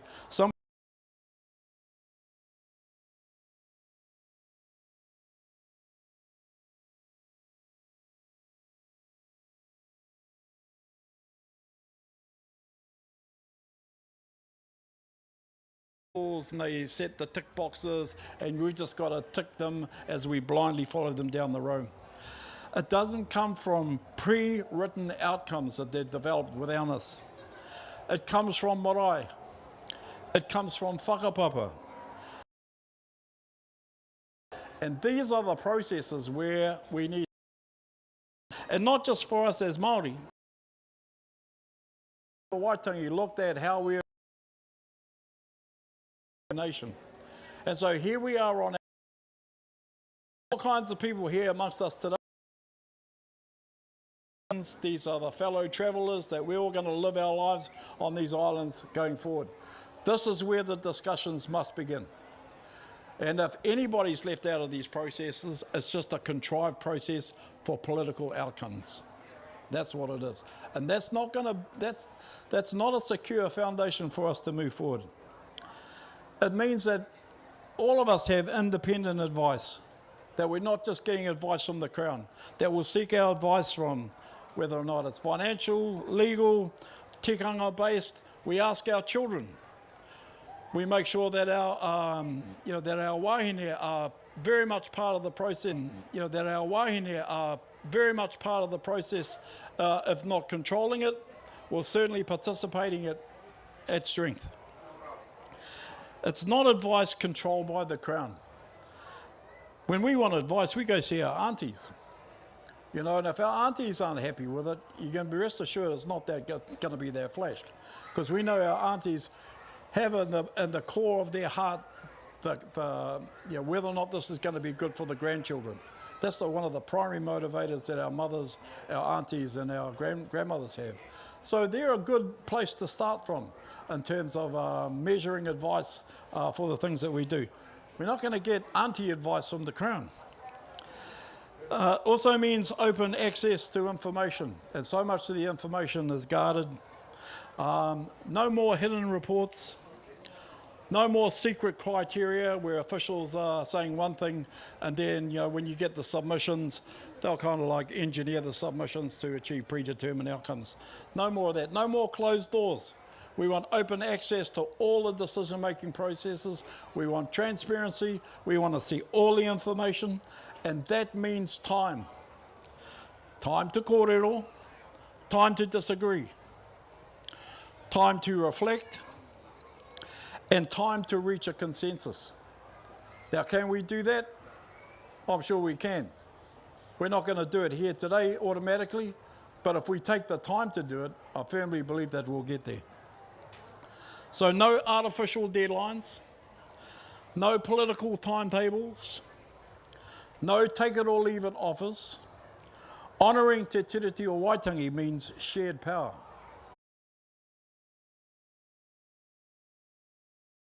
If we do that, if we have shared authority, shared responsibility, we'll have shared outcomes that everybody has agreed to and has an interest in, that we're bought in and committed to.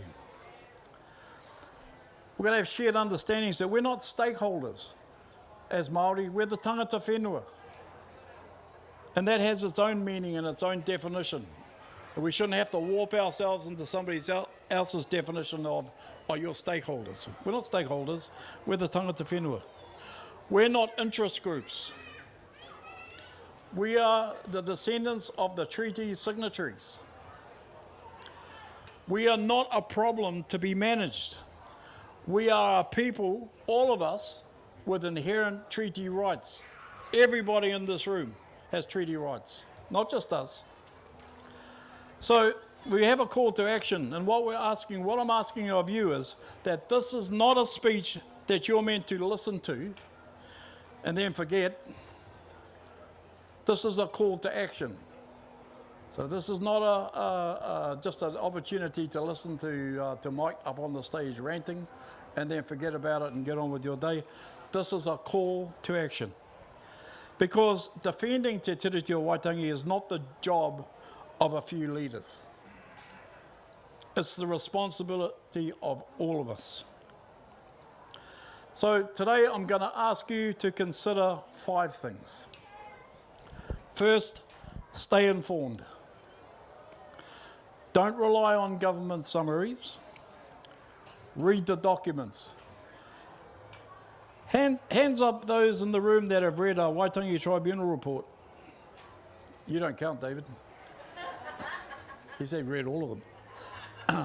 But so many of our people, you hold up the Muri Whenua report and it's about that thick and it's written in in intellectual academic language. And how many of our whānau are going to read the Muri Whenua report? But we've got to know and understand what those documents say. So we need to read the documents, translate them. We need to ask questions. What's meant by this? Why are we going there? We need to seek independent advice, come together as communities. We need to share what we learn because knowledge is power. Number 2, we need to stay connected. We need to talk to our kaumātua. We need to talk to our rangatahi and listen to them, really talk to them. Not just talk at them, but talk with them. We need to talk across our hapu and our marae, and we must not let anyone divide us. Because these policies are about divide and rule. They're to pit us against each other. Because the type of conflict that some of these groups thrive on, One New Zealand Foundation, Hobson's Choice, ACT Party, their power is based upon dividing us. Is presenting one half of our community as the enemy of the other half, and then position themselves as the saviours who are going to shut up the bad guys in support of the good guys. And that's classic political divide and rule. We've got to resist that. Don't let them divide us, whānau. Don't let anyone isolate us. And they're experts at it, and we do it to ourselves, you know. It's a nasty world these days. It's a nasty world. People isolate each other, they ghost each other, they marginalize.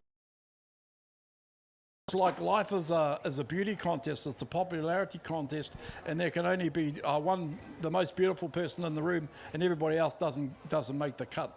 We've got to stop that. Because unity is built on truth, and that's our strength. And some people say, well, you know, unity, what the hell's that? How are we going to achieve kōtahitanga? Well, I put this to you. For those Māori in the room, if you were to look up beyond the roof of this tent, up into the wild blue yonder, what is that? What do we say that is? Ko rangi nui kei runga ne? Does anybody understand what I'm saying? So we're saying, that's rangi nui, the sky up above us. Whakai ana tātou? He aha te mea kei raro rā, ko papa tuanuku ne? Anei. Ko tai ngā whakaro. So if we go back to some basic fundamentals, we have a fabric of unity that we are all in commonly agree with. And I think if we platform what it is that we're doing from those common understandings, we quickly arrive at some baselines that we can all agree upon. But the third principle and my third ask is participate actively. We're only going to come to these consensus as communities if we participate. So attend hui. Thanks for coming. Awesome that you're here, all of you. Awesome that you're here. Make submissions. Make submissions to the government. Make submissions to each other. Get a position. Talk it through. Have the debates. It's healthy. Demand transparency. Refuse to be rushed. Because if you're not in the room, decisions will be made without you. Number 4, nearly there, whānau, hold the Crown to account. Write to the ministers. Question officials. Use the media. Use the law when necessary. Document everything. Looking around the room, we've got some ace activists in this room here, ex-politicians, mining whānau that are here, and congratulations on the recent win, you guys, on the anti-seabed mining. That's a pretty good outcome. Congratulations to Taranaki and the Green Movement and everybody who fought against that. Don't accept vague promises from politicians, because they're masters at that. Double talk. The language that soothes and leads you into a false sense of security. Don't accept vague promises. Do not accept silence. Number 5, and this is the last one. Kia ora. Support hapu-led leadership. Kia ora huana. Stand beside your local leaders. She hasn't come here to stand beside me as a local leader. We're here because we're part of a team that's been working on,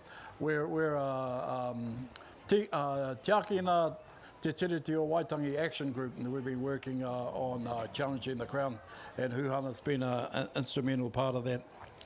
We've got to defend tikanga-based processes. We can't just leave it up to the law of the courts. We have to develop our own standards of what we consider to be acceptable as communities. Because what I found over the years is that the morality of society will drag the law along with it. So in the 1950s, it would have been untenable to have gay rights. You know, the society was too conservative. But then when, as society matured in its attitudes, it dragged the courts along with it. Same with Māori issues. Back in the 40s and 30s, wasn't popular to talk about Te Tiriti o Waitangi, but as movements developed that morality in society, they dragged the courts along with them. So stand beside your local leaders, stand beside your movements, defend tikanga-based processes, and protect those who speak up. Because what we will see happening, that if the more effective that you become in these, they'll come for you. You know, and we've experienced that over our lifetime as lifetime activists. You know, just the degree of of scrutiny and disruption that we've been forced upon us. And so, you need people around you who are going to defend you and to protect us. And we need to protect each other because no one's secure unless we're all secure, right? So we need to resource our own structures too. So don't be scared. Like we had a meeting the other day, up at our marae, and we had no Crown funding. Everybody bought a plate, and we had this beautiful hakari that was completely just self-funded. And so we've got to get out of that mental trap of, we've got to apply for funding. We've got to get some money off the government. We've got to be in this kind of a dependent relationship. We've got to, if we're serious about our rangatiratanga, we have to manifest it. We're not asking for our authority from the kāwanatanga because guess what? They don't have it. It's not theirs to give to us. That authority is determined from us, the people. We are the ones that confer authority on each other through our mutual agreement, through our processes of joint decision making. That's up to us. So I've never agreed with going down to Parliament and saying, give us our rangatiratanga. How can they? It's not theirs. It's not theirs to give. It's up to us to take. Don't wait for permission to lead. Be the leader that you would hope was going to materialise amongst you. Be that person. And finally, what I'd say is that we have to teach our children the truth. We've got to tell them about Te Tiriti o Waitangi as we understand it. Not the spin and the mythology that's pumped through the media or the white supremacy groups and the haters, the people that hate Māori people and just want to see us driven back down. Tell them the truth. Tell them the truth about what our rights are. Tell them the truth about what our whakapapa is. Who's in our whakapapa? Wouldn't mind betting that just about everybody here in this room is in my whakapapa. Tēnei au he uri o rangi rawa ko papa. Mea koutou hoki. So let's talk about that. Let's talk about the relationships that we have from a humanity level right down to my cousins from Ngāti Hene, my cousins from Ngāti Porou, wera ahuatanga katoa. So we tell each other, we tell our children about their responsibilities. Why? It's so they grow up strong. And we've got some beautiful young people. You know, when I was young, we were brought up to be the best Pākehā that we could be because our parents had been kind of hammered, right? They were hammered for speaking the reo, hammered for all kinds of reasons, suffered from racism, hard to get jobs, hard to get houses. So I was brought up to be the best Pākehā that I could be. And but that wasn't very good because I obviously wasn't, so I was a bit of a kind of misfit. However, we turned that around and we've brought our tamariki up to be the best Māori that they can be. And I'm proud to say that I'm looking out in the crowd and I can see some of my children are here, graduates of kura kaupapa Māori. And so why are we slamming the door in their faces? Just as we've grown this generation of children who are fit for purpose, who bring our tikanga, our values forward into the future, and they're ready to take their place in positions of power. Why would we slam the door in their faces? So we've got to keep those gates open, and part of that is based around Te Tiriti o Waitangi. So we've got to teach our children well, so they grow up informed, and they grow up unafraid.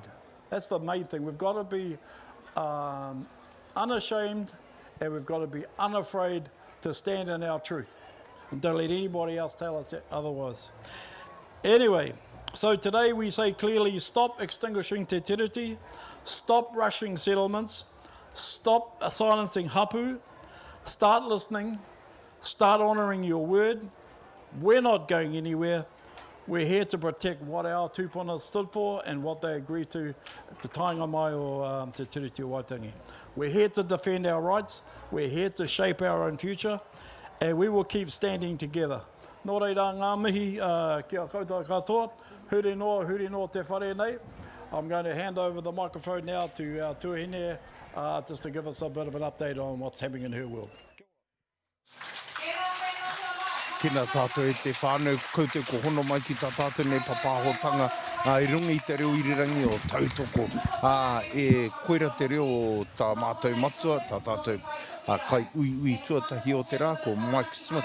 Engari e te whānau nōku te honore kaua hau e tuku mihi whakatau ki tēnei rangatira nāna te whenua nei nā reira e te whānau tahi anō ko tau mai te rangatira o Tii Marae o ēnei hapu ko Isaiah Apiata, tēnā koe e te whaka. E te rangatira o te rarawa kaiwhare e te waiariki nui tonu mokianga haka paukara kia panguru papata e pāpāho nei mai te reo irirangi mātāmua o te taitokeru.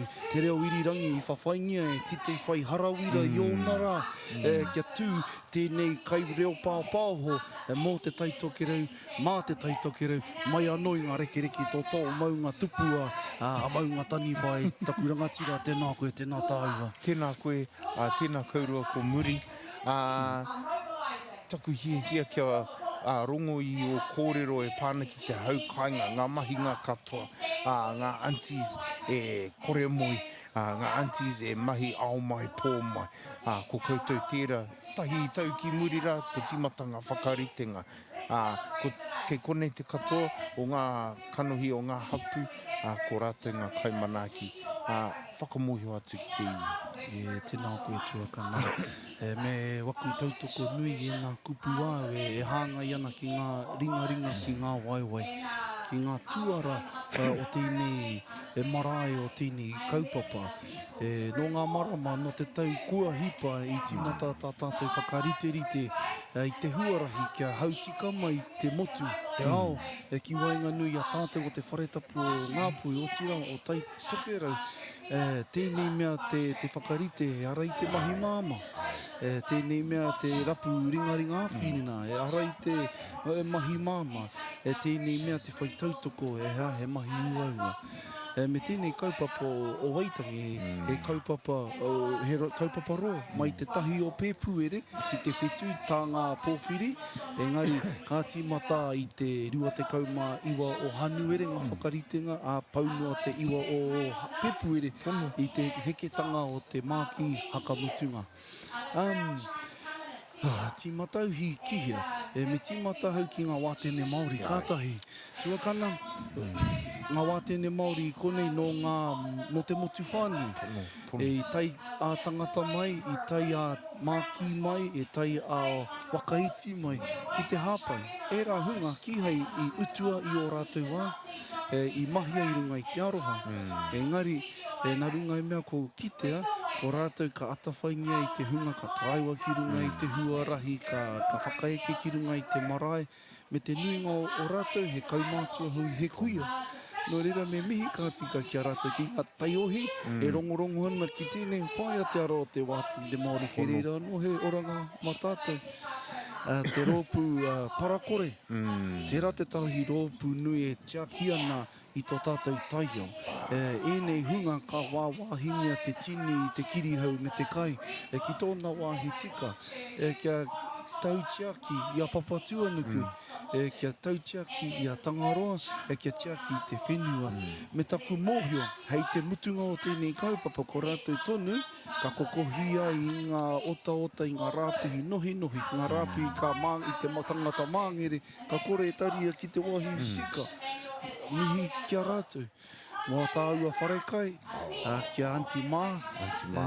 Te urua ia ki hei ratu moi. Mai te whitinga o te rā, ki te hekenga o te rā, kei reira e ia me tana rōpu, me Ngāti Tūmatauenga. Right. E āwhina ana ki te whakarite i ngā hākari, me te mea mohi o tāua i a pōwhiri ko ko atu i te riwarau tangata. Koira te hunga katai ki te pōwhiri, engari kua tūwhera te whare kai mo te katoa o te iwi i kone, me he kai ana ki kone. Tuakana, koira te atāhuatanga tā mātou mahitahi ki ngā rōpu. Mataka mutunga ko tēnei traihiti ko te karuwha. Ko atu i te whārau Pākehā ine. Tuakana, engari enei Pākehā. Māori. Ngākau Māori, Ārero Māori. Ārero Māori. Ko rātou te hunga e hia i ana te whakatika, whakapainga wharetiko. Kia kore a Māori a hau ki roto. Me te mea nei, ko tā rātou mahi ki roto i te wharetiko whareti, e mene ana, e kōrero whakapāhan, taku aro hahare mai. Koira te mahi. Taku meingatu ki tā tāua whae rangi, taku kupu i Huaina, ko koutou ngā tohunga o te manaki, tahi anō, ka pēnei, ko āhua mataku ana i te kupu tohunga. Engari, ko koutou, engari, i kahana koutou i te noho whakaiti. Tērā tō mātou kaupapa, tēnei tau. E pērā ana i te mea e kaha ki te mātou i te whanake haere o tēnei kaupapa. Te kautau ki muri, ia tāua e wahine kore, ia tāua e tamariki kore. E hoa, e katae te tātari ki runga i aku mati te rahinga o te tangata. I aia nei, tuakana kua tupu, kua waipu kei te hui. Nō reira, me tohunga. Me tohunga te manaki. Me tohunga te whakaiti. I te mea tiro te motu kia tātou. Tiro te ao kia tātou. Ko koutou ngā hapu o tēnei kāinga mana nui, ao mai, pō mai, ngā taumaha ki murira, ki te mahi tiaki pā. Kamutu, ko kōrero hia, e pāna ki te papa o tēnei marae, ko kōrero hia i te whare manaki, tā rātou kaha. Engari, māku tēnei wahanga o te whare nui. Nā, ko koe tēnā, te kai kōkiri, te kai whakarite, te kai whakahaere o ngā pōhiri katoa.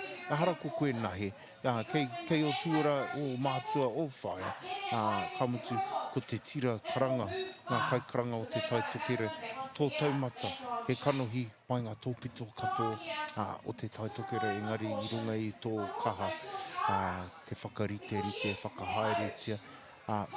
Mai raro nei, tai atu ki runga, ko koe tērā, he kanohi, mo tō tātou ruranga.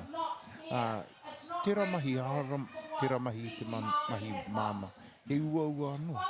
Engari, tēnei hau e whakarangatira, whakanuia i a koe me o Pukenga, te take, ko tā mātou hia, tuatahi manaki i te manuhiri. Ka kite nei hau i tō aroha, ki te taitokere, ki tō marae, ki tō tāua nei marae. Kamutu ko koutou, te hau kāinga, te mana whenua. E kore au e mutu te mihi kia koutou. Tō koutou kaha manaki, tiaki, i te atawhai. Ko ngā kōrero, hara no te karapeture, engari no a tātou mātou tūpuna. Aroha ki tētahi, aha ko te aha. Nā ko koutou i whakatina nei hia tīra. Tai kenge mai, tai hahi rereke mai. Me pohiri, me tuku i te aroha. Nā reira kanu i te mihi atu ki tērā. Tō koutou rautaki. Tō tātou rautaki. I te wā waku mātua, i wā tau ki muri tuakana tūtu ngā poehu. I kona kite, mātaki, mo te ehia ki ngā ro, waku kau mātua, o tērā rea ngā apo ana. Noho apo, noho matapiko. I ki au ki taku horangatira kia muri tere, e tō kaihana, tau au hiehia kia rite, kia rātou. Nō reira i te wā i hura tūwhera anō tō tātou whare tupuna i te rātou. I kona hau, tīmata te whakatō i te mātauranga, ki roto i ōku aki iwi, he taonga te whakaiti, he taonga te tuku mā te tahi atu tō tātou whare e kōrero. Te mea, mai ngā rā atu iwi waitangi ko tātou ki kone. Mai ho mā te taitokere. Me tūwhera mō te taitokere. Nō reira, i tō tainga mai, ko rongo mātou i te reo tūturu o te raroa. Ko tai mai a Ngāti Whātua, i a Ngāti Hau, te uri o hau. Ko rongo tātou i tō rātou reo ki runga i te taumata. Me ngā hapu katoa, i whai pānga ki ngā pōwhiri. Ko ia te ito o tō mātou hihia, te pūtaki o tō mātou hihia, kia noho tahi tātou. Kia whaia i te ngātahitanga e kōrero a ruakere i te rātou, te ngātahitanga. Ko koutou tērā i whakatina ana hia ngā kōrero tuku iho, nā rātou i waiho. Engari, ia te tau, ka kite nei, te rerekētanga, tērā kōrero te Pākehā, what worked, what didn't, me anga atu, me noho whai rautaki, me noho pēhia. Engari, tēnei tau, ko tau te wairoa, a ngā iwi katoa, aha ko ētahi raru, he pai tērā. Ko ngā kōrero a ngā mātua tupuna, me tūtū i te puehu, ka tautau i te ahi, wera momo kōrero, he haka puari i te kaupapa, ka mutu te raru, nā, ka tōtika te haere, nā, ko koutou tēnā. Atu i tērā, ko koutou i pupuri i te mauri, ko koutou he haratera i te mea māma, anō hoki, ko ngā mahi katoa, o te nāia nei, ua, taumaha rao, you know? Engari, ko koutou, mea tātou krani, neni, mātua, haerere ana, taku viability tērā, ko raru ana i tēnei whare, ka noho, ka mene, ka tiaki i te wairoa, ko koutou tērā. Koe no, mohi wau, he nui ngā kaupapa ki runga i a koe, honore nui te noho tahi, kōrero tahi, engari e taku rangatira, he ha o kōrero mutunga. E whakarāpopoto ake, hei taupoki i tātaua wānanga rangatira, kei taku tuakana, hei taku rangatira. E aku mihi mutunga ki oku wahine toa, ki ngā wahine toa, ki ngā kaikaranga o ngā hapu, o ngā iwi i taimai, kia Wikitoria Mākiha, kia rangatira e awa, pōmare, kia nena Billy, ki te reanga, kia muritere, e aro nei ki ana kōrero, hara i te mea, e tohu, engari, i tuku i runga i te aroha, i karanga i runga i te aroha, i moteata ki runga i te aroha, i waiata, i whakangahau ki runga i te tāhua me te aroha. Tēnei te tahi tau e tino kitea hau i te ngātahitanga a tō tāua reanga. Mei kore ko rātou, e ha maumau ta tāua mahi, he kuare tāua. Pono, he kore take tāua a tāne. Korau, e wau te tahi ka whakapono au ki tēnā.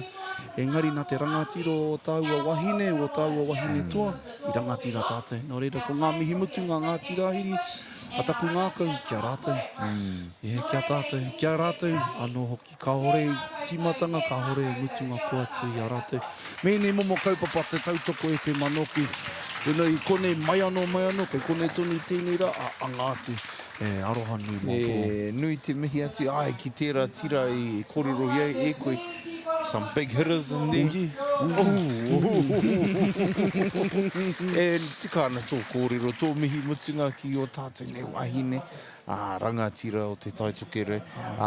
You know, māku tā rātou tuara, tērā tira haere, engari taku rangatira kanui, taku hari kanui, taku mihi ki a koe ko whaiwa.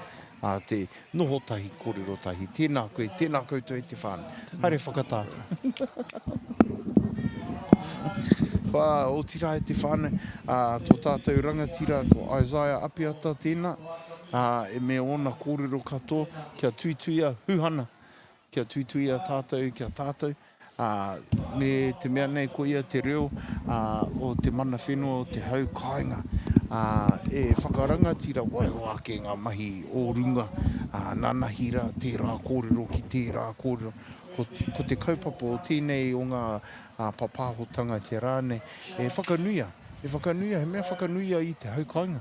Ngā hapu maha, ko kōrero hia te haukainga, ko Isaiah tērā, kōrero moana mo te papa Ātea o Tii Marae, te whare manaki o Tii Marae, ka mutu ko te whare nui o tō tātou nei marae, taku mihi nui ki te haukainga, etahi o ngā aunties kore moi, etahi o ngā aunties e tūtonu ana, etahi o ngā karanga tuakana teina e tunu kai tunu ana, mai te rātapu taino ki tēnei rā.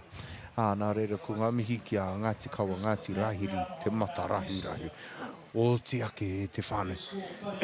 Honore nui anō mōku. Honore nui taku, hara i te manuhiri. Ko tapaina te ingoa ki runga ki taku tuahine nei, ko kanohi kitea. Ko ona pūkenga maha, ona pūkenga rau, ona pōtai maha. Koe noi hara tēnei te whakatau taku tuahine ki roto ki tēnei whare. Engari nōku anō te honore ki te tuku mihi pōhiri taku tuahine hūhana. Tēnā koe. Tēnā koe te tungāri o tira, tēnā koutou katoa. E whakarongo mai ana, e mātakitaki mai ana. Ngā mea e rua, kia ora. Mihi ana ki tō tātou iwi, kua whakarauika ki runga i te tiriti o Waitangi, i a Ruarangi whenua, ki te whakanui te waitohitanga o te tiriti o Waitangi. Taku ki te ia koe, ko koe tērā, another one that hasn't had a sleep, just been going hard, as you do, as you are. Ko koe tērā, tangata o te tai tokerau, mai te huku, tai atu ki whaangāre i te ringa prāua, e aha kua noho ana koe ki roto i Pōneke, ko kranga hui, ko koe te mea tuatahi i te hui, taku tuahine. Taku hia, kia rongo i tō reo. I te mea, ko koe tērā, i whakawhiti tēnei taha o te priti, whakarunga aki ki tērā taha, ko ngā kaupapa, ko koe tētahi o ngā kaikranga, ko koe anō hoki, ngā prai ki te whero, me te mea nei, ina anahira, ko pāpā o atu koutou, nei kōrero raumanu, hoino, whakamohi o mai. He maha ngā kaupapa i Waitangi i tēnei wiki, me te mihi nui ki te iwi kāinga manaki nei i te mano tāngata, te putamai, pēnei i tēnei ata, te rahi. Me te miharo o te nohotahi o Ngāpuhi, o te tai tokirau, mo ia pōwhiri. Ki te atu ana i ngā pōwhiri o runga, ki runga i te whare runanga, kātahi ka hoki mai ki konei, ki runga i te triti o Waitangi Marae. Ngā kaupapa maha, engari e mihi ana ki te mahitahi. Ki te awhi i te iwi kāinga, me te kōkiri ngātahi o te tai tokirau me ki. Nō reira he mea pai tērā ki au. Ina nahi puta mai tērā te whakatau o te rōpū kākāriki, kua hau e tū ana mo te tūru o te tai tokirau, ko tānia waikato mo te waiariki, me heather te au skipworth hoki mo ikaroa rāwhiti, waku hoa haere. He kāhui mana wahine ka tū ki roto i te pōtitanga āmotu mo tēnei tau. Nō reira mihi atu ana ki tērā kāhui me ngā kaiarataki takirua nei Chloe Schwarber me Marama Davidson, ngā mātāmua, ngā tuakana o te kaupapa. Koe a hau e hari ana i te mea he rahi ngā wahine Māori e puta mai ana mo te rōpū kākāriki. Me he mea ka kite koe wetahi atu pāti tō rangapū, o he mimiti ana te puna. Engari mātou ngā kākāriki, kei kona te mātou torutanga e hoa. Aro anau ki tō pāti, aro anau ki ngā tāne o roto nei. Ko pēhia te hui mō ngā tāne ka noho pēne, ai, engari e te tuahine. Pēhea o whakaro, te take, ko koe, ko tāua, ia te Waitangi, mō ngā tau, e he kia ngā tau, haere mai, taku mei ngātu ki taku hoa nei, tai mai hau e tamaiti, tai mai hau e kaihoi, tai mai hau e reo papāho, tai mai hau e ringa ki Murira. Engari tēnei taku kitenga, ko tau te wairo, pēhea o whakaro. Ai, hanga pērā ana. Tērā pēr, ko taunga tō tātou iwi ki tēnei kāwanatanga upuko toru. Ko hōha katoa. Nō reira horekau tino ware ana nō rātou. Ko tō mātou raru, ko mātou anō. E te iwi Māori purutia kia mau. Ekari, koia hau e whakaro ana. Ia, kua hoha no reira te rāpea e kore tino ware ana. E angātu ana te tirohanga o te iwi Māori ki roto i a tātou anō mo te rehitanga mo te pōti. Me te tūtuki i te pōtitanga mō tēnei kaupapa hei te noe mai tū mai nei. Ai, tika ana tira. Mao ko Lishe kōrero ana i te rāne. Mai te toru te kaumātahi o Hanuere, tai atu ki te rima o Pēpuere, ko riro te rawahanga kia mātou ngā Māori, anei te riri, anei te... Ka huri te rā ki te ono o Pēpuere, ko tana ki mai, very diverse. I te take, ko tau mai ngā iwi mautere, ko tau mai ngā tangata tiriti, ko tau mai te tini, te mano.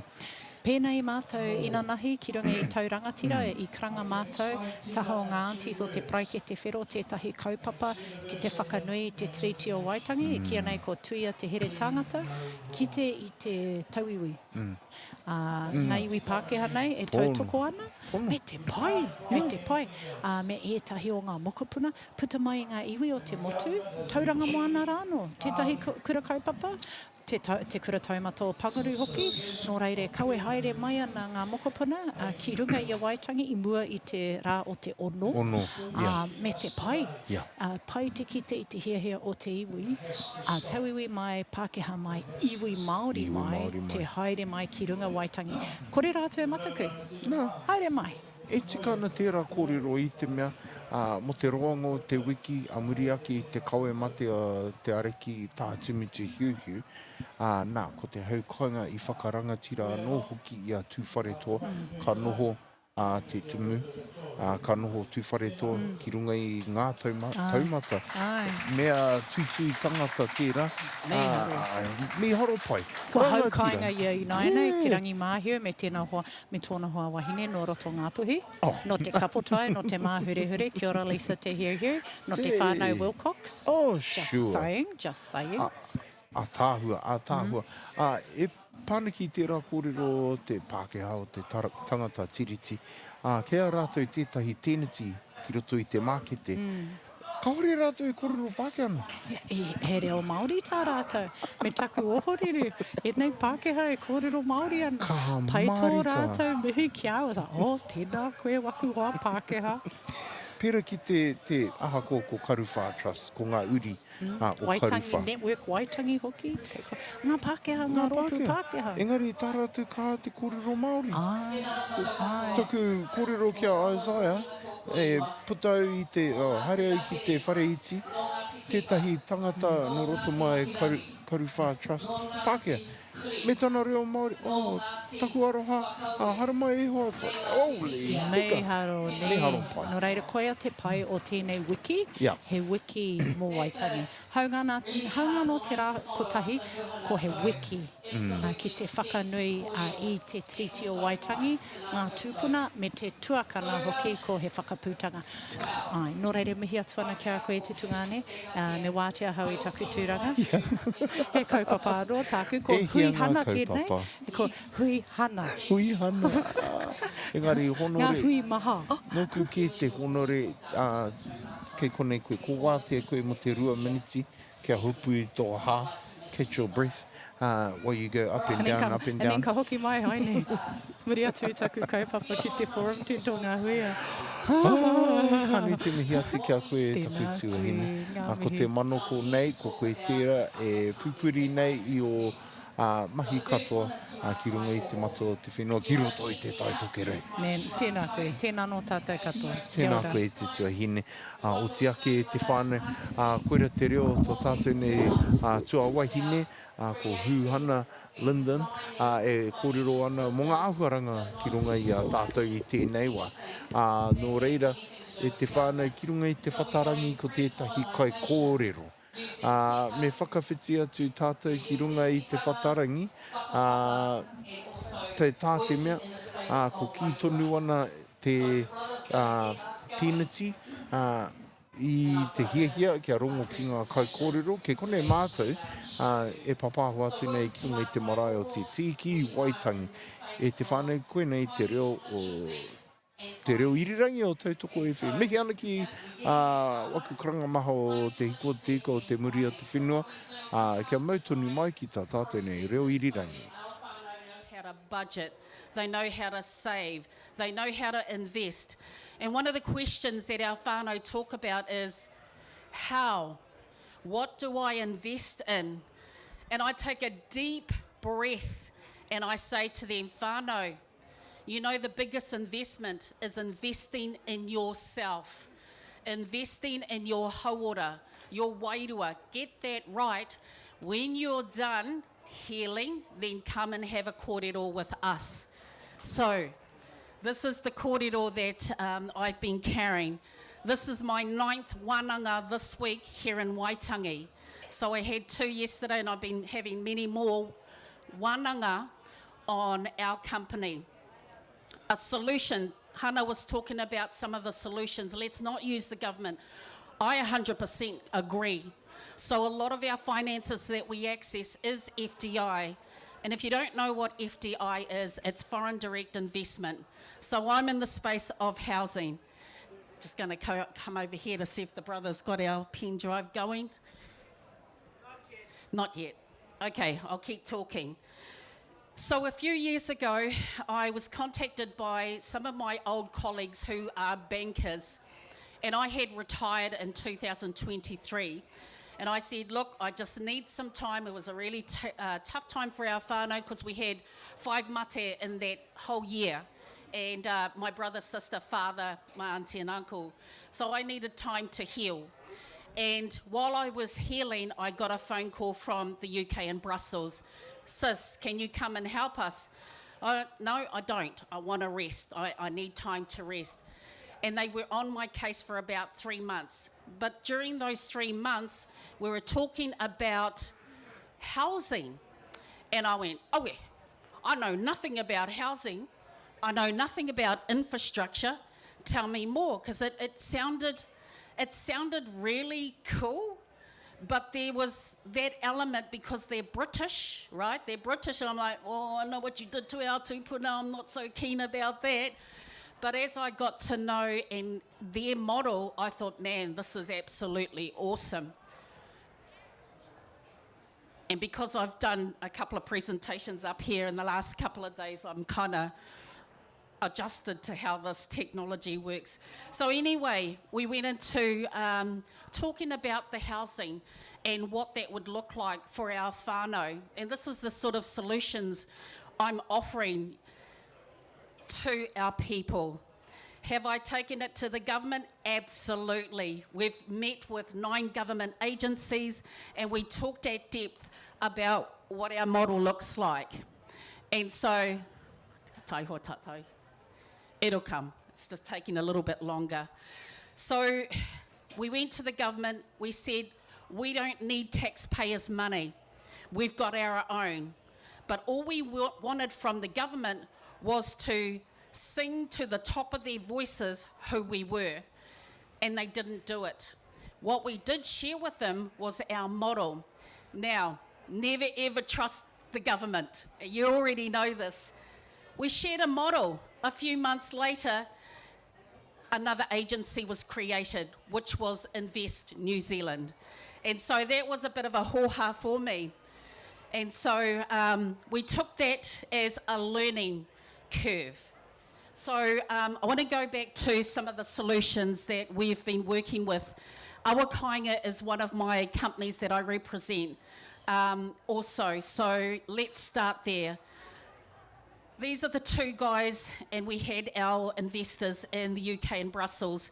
We came together and we said, well, I don't know if this is going to work. It's going to take a long time for trusting and building up those relationships. So I met up with Alan. Alan's this guy here, Will Cox, he whakapapas into Ngāpuhi, and also John Merawiti, who whakapapas to Ngāti Pikiao in the Rotorua area. John is the construction builder. And so we all got together and thought, wow, this is a great idea. How can we get our people into a whare without having to worry about a deposit, without worrying about, you know, when's the next, how are we going to feed our whānau? And so we all came up with this model. And these guys will stick to the model of how to build their houses, like the process, the design.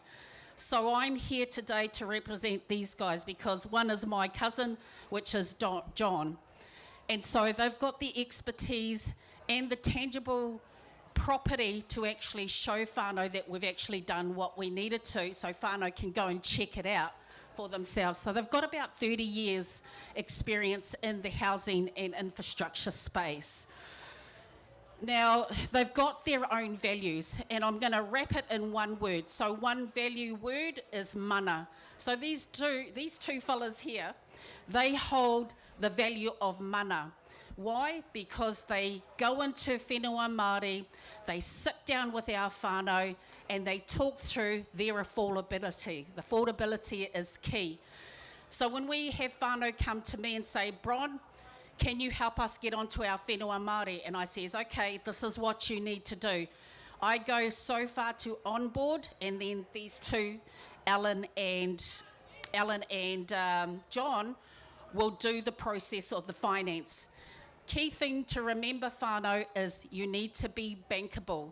So you've got to have some kind of income to be able to afford the types of houses that they produce. So let's go to some of the things or the housing projects that they've already done. If you've got a shed or a garage and you've got whānau living in it and it looks like a shed or a garage, that can be converted into a living space. So that's one of their services that they provide. Next one is renovation. A lot of our whānau have built some of their own homes out of whatever they can. We can come and assess you, and they can then talk about how the affordability of paying that back as well. So it's basically based on a rent to own. Sustainable retrofits is another service that they provide. Pod housing, you can build your own design. They'll sit with you. They've got architects. They will sit with you and go through the process of what you want in your whare rather than us tell you what you want, because a lot of our people have disabilities and a lot of the homes are not built for wheelchairs. And so they will sit down with you and talk you through. Higher spec homes, and I'll show you that very shortly. And we've just finished building an RSE. So an RSE is one of those seasonal accommodation, and we were able to put some of our seasonal workers into that accommodation last year. We're expecting an opening. Now that accommodation was built in my hapu down in Tapuika, and all my hapu out of that hapu. Tapuika is an iwi, and then we've got our hapu underneath.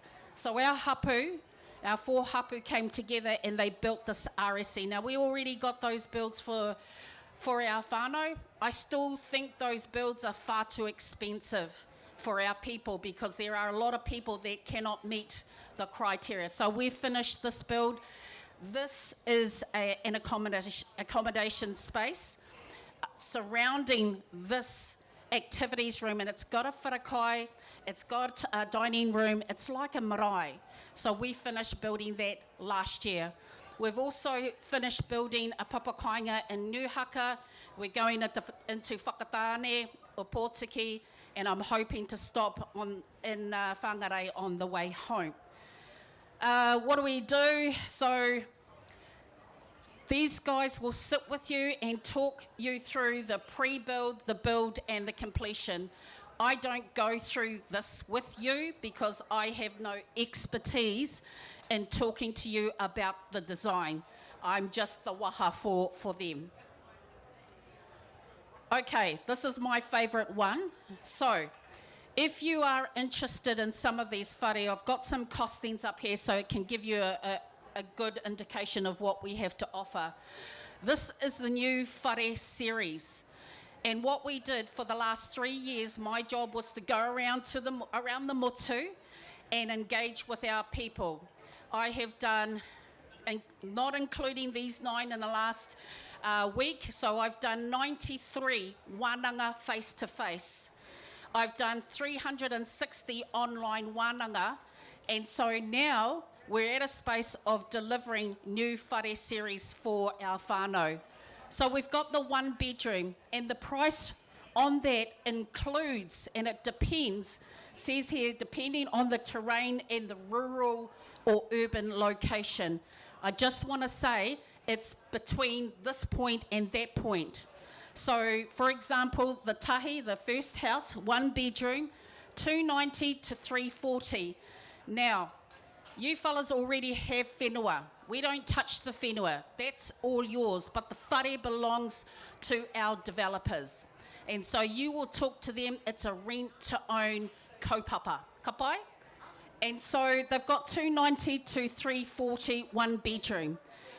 The second one is the rua. So those are 2 bedroom, 330 to 380. Now, the reason why it's between those numbers is because it depends on your location. So if you have got whenua and you say to us, hey, we live at the service line where all the services can be connected and not too far from the main road, then it's going to be around the lower end. But if you've got whenua and you're 100 miles down the other end, we have to start calculating because it costs them to put it through. The 3 bedroom is 390 to 460, and the 4 bedroom is from 480 to 550. So a lot of people say, where do you get your money from? That is something I've signed an NDA. I can't tell you who the investors are, but I can tell you they are not government or tax money. So that's a kind of a solution. Where's she gone? She's gone. That's a solution I'm providing. And whoever gets into government, we will have the same conversation with whoever's sitting there. But they're not going to control what we do because we're tired of it. We're tired of the government taking control and pinching our ideas as well. So that's what they do, is the whare series. If you are interested in hitting up Awakainga, which is the company I represent, please take a scan of that. If not, you can scan my back. This goes straight to my company, and that's the best advice I can give you. The other thing too is I represent other companies, which is Syverson. So Syverson is a technology company. What they have created is the L33T. The L33T is about your identity, keeping that offline so nobody can track. And I think it's a kind of cool little gadget. It's like a USB stick. And I wasn't able to bring it today, but I'm hoping to bring it next time, which is going to be a year time. Or if not, I'll be here in October. The other company I also represent is Alliance Community Group. They are an Australian community group. They're based on renewable energy as well as technology. So we blend that into what I'm doing as a financial service provider using tikanga, whakapapa, as well as wairua, because I think it's important that we go back to remembering how our tupuna used to work, because it wasn't money. It was never money. It was in our trading. Now, with the trading, and I want to backtrack too, because I haven't actually explained the details of what I've done in the past for my company. So the trading is what I focus on, and the finances.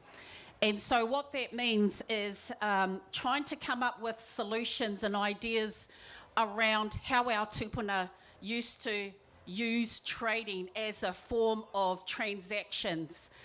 And so we've narrowed that down. And the reason why I can do this is because of my experience, not just here in Aotearoa, but also around the world. So I'm going back to 1988 when I first represented New Zealand at the Olympic Games at Seoul, Korea. So I competed in Taekwondo. And that's when my passion of trading started. And so from there, I have been travelling every year, and I haven't stopped. So I'm international based. Last year in November, I was invited to the World Economic Sovereign Trade Summit, and that was to share our housing, and that was also to share what we're doing now. So we've got a track record of 25 years, and I'm just going to read the white boxes. You don't need to read that stuff, but it gives you a general idea of what we've done. Public sector and institutional engagement, that's government. And yes, it's hoha, because it goes in one ear and out the other, but we continue to let them know who we are. It's all about, this is who we are, this is what we're gonna do, are you on board to support it or nah? And most of the time they don't get back, tama pōtaka, kia ora. Water infrastructure and environmental advisory.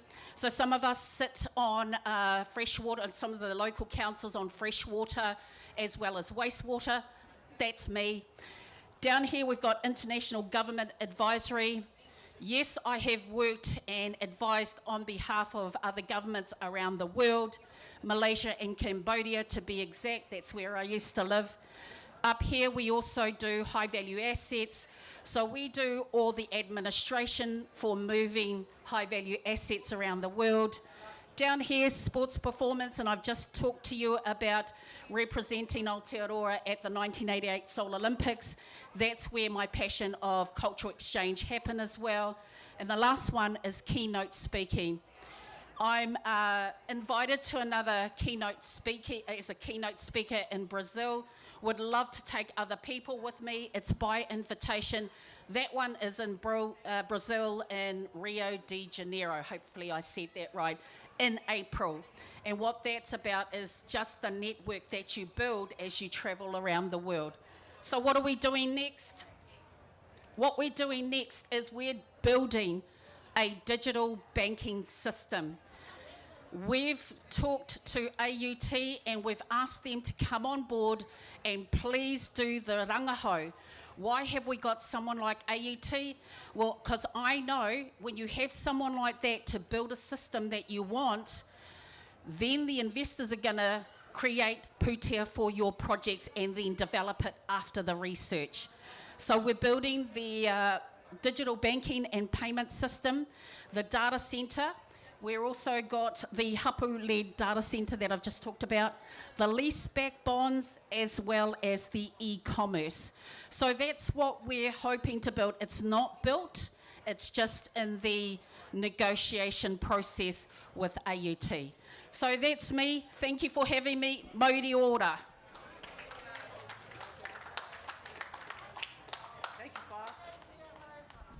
Kia ora koutou. Ho mai te paki mo tō tātou kai kōrero I te ata nei. Any questions? Any questions from the crowd about that? Anybody wants to build a house?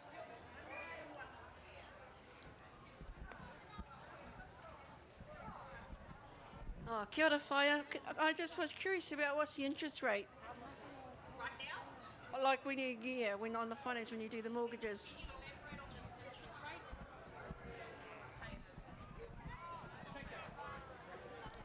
If you're doing rent to buy and you end up buying, like you were saying, they could go up to like 500,000. What is the interest rate? Is it like the other banks, other financial institutions, or is it different? Kapai, yeah. So we keep it as low as possible. So at the moment, our interest rate is between 5 and 7%. So if we're looking at our interest rate that we're doing the ROI, 5 to 7%. If we were at the banks, it's going to be a lot higher. Does that make sense? Yeah, and how do you look at it? Floating, fixed, same as it? Well, it depends. It depends on your circumstances. So our guys will sit down and talk about your affordability. Then you have to figure out which size of the house that you want. So it's all about your affordability, and you have to be bankable. So bankable means, can you afford the whare that you want? And by the way, koutou katoa, these whare series are not the only whare that they've got. They've also got standard whare. Kapai? So where's the collateral? Is it in the house if we The collateral is there, not in the whenua. Never in the whenua. These won't be fixed to the whenua. You'll be able to pick them up and take them away. Well, that's the kōrero you would need with the builders and the consultants. Okay, so that sounds like a lot of risk on their part. Well, yeah. Just saying, yeah. saying. Yeah. But, so you need to have a kōrero with them. Okay. Yeah, Cool. so did you take this QR scan code? Oh, Did no, you? I didn't. Yeah. I'll come and talk to you about that. Yeah, okay. Yeah. Ka pai. So we can rent first, then buy it. Rent to own, so you have Okay. to be bankable. Thank you. Ka pai. Hoi te paki mona. Any more questions? Down the back. I'll just Hey, jump kia ora down. whānau. Can we just please keep the food on that side? He wāhi tapu kōrero tēnei.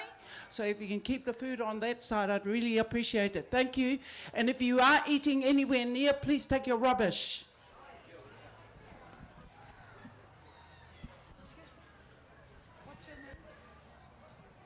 Tēnā koe. Kia ora whaia. I was interested in your kōrero around the trading series of trading and your expertise and how you navigate that type of a framework around trading.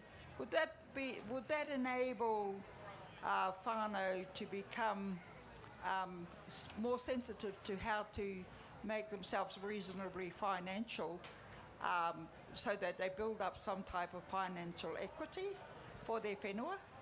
That's the whole idea, whaia ngā mihi, because we want our hapu and our whānau to be self-sufficient and have control over their hapu-led trading and finances. That's the whole idea.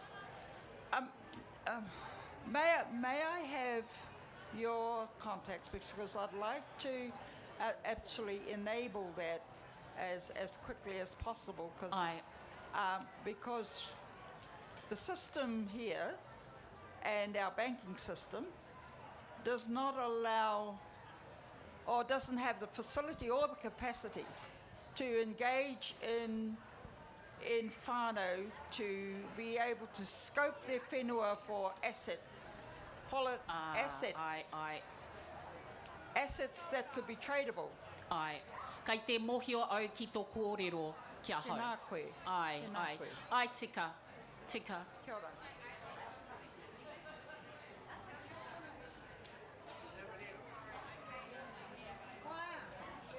Ka pai?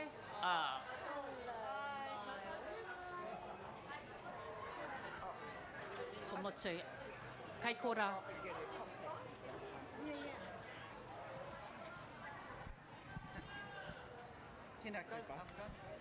Tēnā koe whāia mua pātai. He pātai anō tā koutou. So if you have some questions for her, please, if you can just connect with this kuia here. Okay, we're going to take a short break and then I'll come back with you. Our next speaker is Bryce. Bryce, are you around?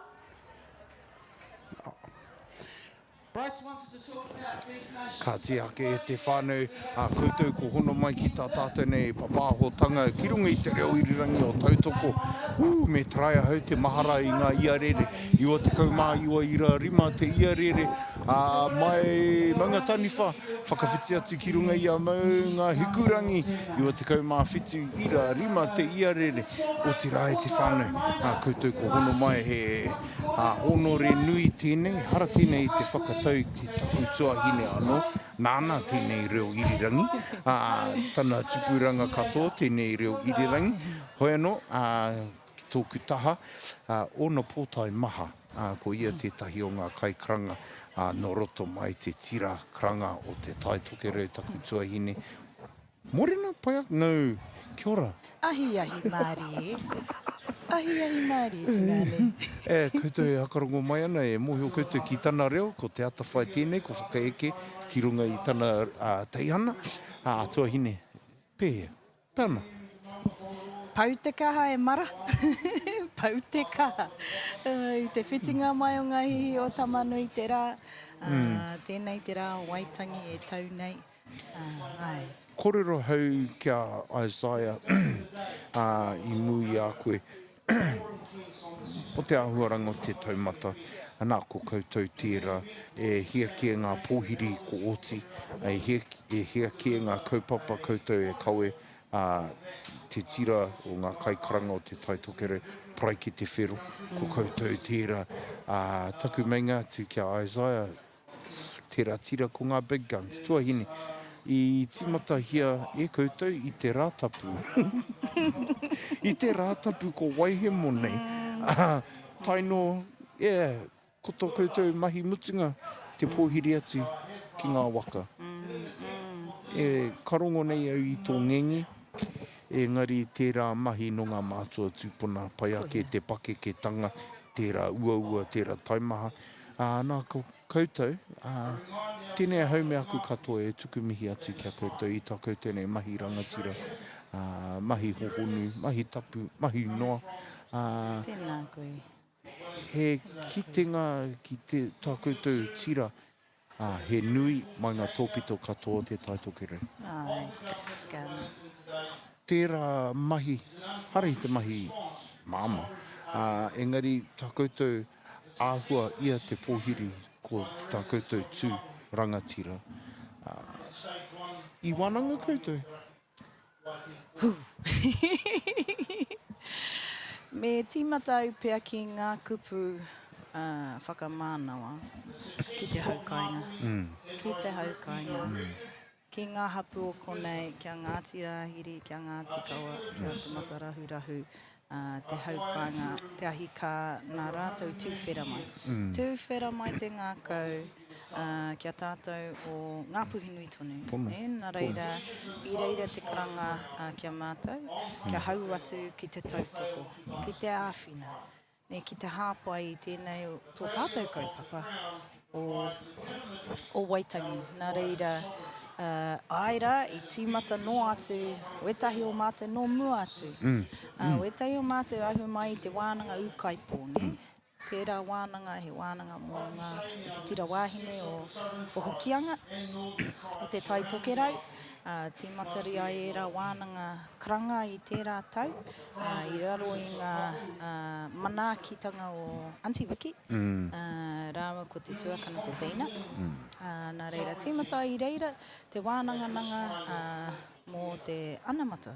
Mō tātou ngā reo karanga o ngā puhi, o te taitokerau, me pēhea e ita ai, e tā maua ai, ngā reo, kia kotahi ai I tō tātou kāinga nui tonu. Nā reira, tīmata, te pito mata I reira ki au nei, nā wai, ka wawatahia kia hau mai mātou ki konei ki te tautoko. Pono, taku mainga atu kia Isaiah, e hara tēnei wenei kōrero āku I te takahi I a wairauni. Tēnei mea te kōrero nui o te ao, ko te kotahitanga.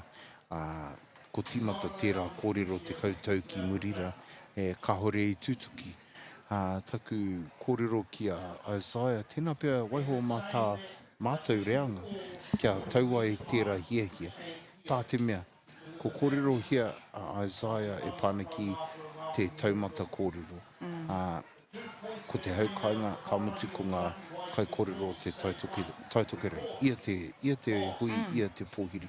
Ka mutu ko koutou, te tira wahine, te tira kaikaranga o te taitokere, mai ngā tōpito katoa te taitokere. Waihoa mā mātou pia. Tukuna. Tukuna kia mātou. Anei te whakatinanatanga. Anei te whakatinanatanga o tēnei mea te kotahitanga, tā mātou reanga. Pehe o whakaro? Tautoko marikana, ko kitea, ko rite. Ko rite, tō tāua reanga, ko kitea ngā pukenga rau, tō tāua reanga, ka mutu, harei te mea he hunga, puta noa mai. He hunga e noho kāinga ana, he hunga tautoko marikana I ngā kaupapa o te kāinga, I ngā marae, tēnei mea te voluntold, ngā mahi aroha, mua tātou kāinga, hapu, iwi, whānau anō hoki. Nā reira, I think we're good. Yeah, we are. We're good our reanga. Hoi no tāku anō ki tēnei mea, ki tau I kōrero hia, he mana anō te noho I te kāinga. Rangatira, me whakakawahia. Engari me keihea te wahanga o a tātou whānau noho waho i te kāinga. Me puare. Me puare. Engari, koutou e whakarongo mai ana mai. Wāhi ke. Me kaha te hoki mai. Koia. Me kaha te hoki mai. Kaua noho taone mai me te whakaaro ko whiwhi au taku pōtai, tohu, ko au tēnei, ko taku kai ako, ko wai koe. E hoa, e te whānau, i roto i te aroha wēnei, hoki mai, hoki kaha mai. Ki te tiro kia mātou nei, ko mātou ngā ringa ngā waiwai, he kanohi ki te mātou katoa.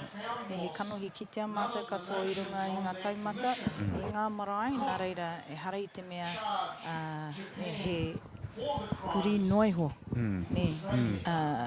te mahi. He hunga e whakakaha ana, e mahi hāpai ana i te mahi. He hunga nui te mahi tītaura anō hoki. Ne? Nā reira, me raka te māui, me raka te matau. Ne, me mōhio mai ki mua, ki muri ki ngā tahaka tō whare. Nā reira, he ringa raupa, kamutu, e hara i te mea kei a mātou, ngā mātou ranga katoa, engari he hunga e hia kai ana, noki. Ki te ako, ne? Mōhio pū ana, ka hapa tonu mātou, ne? Nau mai te hapa. Ne, ko kuitea wetahi hapa i roto i ngā rangi nei, i roto i te roanga o tēnei wiki. Engari, mā te hapa, ka ako. Ko te painga, e kore mauahara, pia. Pono. Koe mauahara. Tērā kupu, kupu matua, kia tāua, i roto i tā tāua tupuranga, tēnei mea te hiakai. E rata ana ki tēnei mea te whakaiti. Nō reira, pai ake te hiakai, me ngari koa apo. Me waiho etahi wahanga mō teinga. Nō reira, whakapono ana ki tērā kōrero e te huru mā, haere mai enoho. E te huru tango, hana tū haere. Ara tēnā i te paia i te kaumātua e kāo. Ara mai te noho whakatā. Haere mahi pēti hoiho ki tōku taha. Nena ko hapa taku raka katau, raka matau, nā whakatikahia. Whakatikahia i waku hapa. Ko koe tērā. Engari me whanake. Whanake. Ne, me whanake ko mehe mea ko tātou ngā pia ngā tauira, me pai kē atu mātou i tērā kua mahi a kētia. Ne? Nā reira, koira te whanaketanga. Mehe mea pēnei ana te hunga kaumātua, me eke mātou i tērā pai. Ne? Nā reira, maroto mai i te noho mai a ngā kaumātua, hei tai tuara kia tāua. Ne, kā eke. He nui ngā hua i puta mai i taua mahinga. Te ata nei ko kōrero hau kia Mike Smith, ina nahi rā ko kōrero hau kia Hone. Ko ngā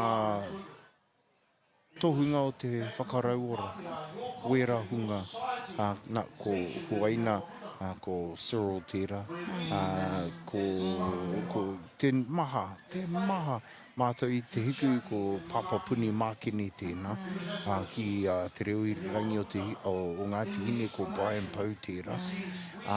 Engari tā rātou, waku mahara katoa, ko rātou i mea, boy, mahia. Hei, mahia. Ai, mahia te mahi. Mahia te mahi, tūtuki pai. Ko haere poka noa. Ko te, e tino whita ana, te aroha i roti au ki te kāinga nei i manaaki nui a mātou. Kōrero nei au mo te tira kaikaranga nei, i te mea rongo i te aroha. Te aroha. Man, te tira kaikaranga, we are good.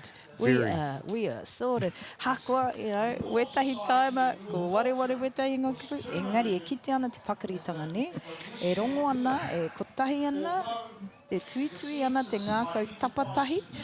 I wānga i a mātou, ne? Ore kau he egos. No. Ore kau e guys, bro. Whakapono marikau ki tērā. Koira taku e tohu ki aku teina, ki aku iramutu. Mena, he ana koe tēnei wene o ngā tūranga, waiho ake te egos. Ki roto taku whare rākau, mena he tangata ego ana, no, puta ki waho. Waiho ake, naku, koutou I whakatina ana hia. Tētahi mea taku kitenga ki roto I ngā tau e hara mai nei. Man, tō koutou tira. Tēnā pia, mā tētahi whakaahua mai Rafiti Roa, mai Joss Wheeler, mai te Aroha, Bebe, ki runga I a Time Magazine. Oh, you know, ki te kore a muri, Ai. ka kore a mua. Ai. Nā reira, wētai wahanga whakamau, ne te noho te au pērā, I te me mōnuana, ngā ringa waiwai mangu ana ki murina, e horoi ana I ngā kōhua, ne e waru riwai ana, e rā mahi katoa. Mahi rangatira tērā. Ai, nā reira, ko au, ko koe, ko au. Marika. Marika. Koera taku whakapono kia tō tāua reanga. Waiho mā mātou kia tutuki tēnei mea, te kotahitanga. E taku tuahine, mohi au, e nui ngā mahi ki runga I a koe, ki ana koe te haere te kai, haere te wai takoto I raro I te ātākau o te rākau. Ko puta pito I aini, te reka o ngā kai I hora, e mihi ana ki ngā ringa whero, ngā mati whero a mahuika. I horaina te kai mate motu, kia mōhio mai, ki hia I Aotearoa, whāngai hia I te tini ngero, ki te kai. Te rangatira nei. Kore te taku mainga atu kia Isaiah. Aha kua tana whakaiti taku mainga ko koutou, ngā tohunga o te manaki. Ko pēnei ana, engari, tautoko au ki wōku kōrero. I timata hia I e rātou I te rua te kaumā iwa o Hanuere. Rua te kaumā whetsu. Ka timata o rātou mahi kone. Ka mutu e rātou a te iwa o Pepuere. Te hau kainga nei. Koera te takanga mutunga o te māki mutunga. A te iwa. Nō reira, te kanga, me mihi ka tika kia rātou. Engari, tēnei wahanga tuahine, hanui te mihi whai wā, te hoki mai ki tō teihana, ki tō reo irirangi, e toha ngia I o kōrero, wai ata. Ki runga tā tātou nei papahotanga, hanui te mihi atu kia koe. Tēnā koe o tira te mihi hakamutunga ki tōku tuakana, ki a muri tere, te pau o tō tātou whare. Tēnā koe te tuakana, nāwi hora te aroha, ko koe te whakatinanatanga o te ngākau māhaki, o te ngākau mārie,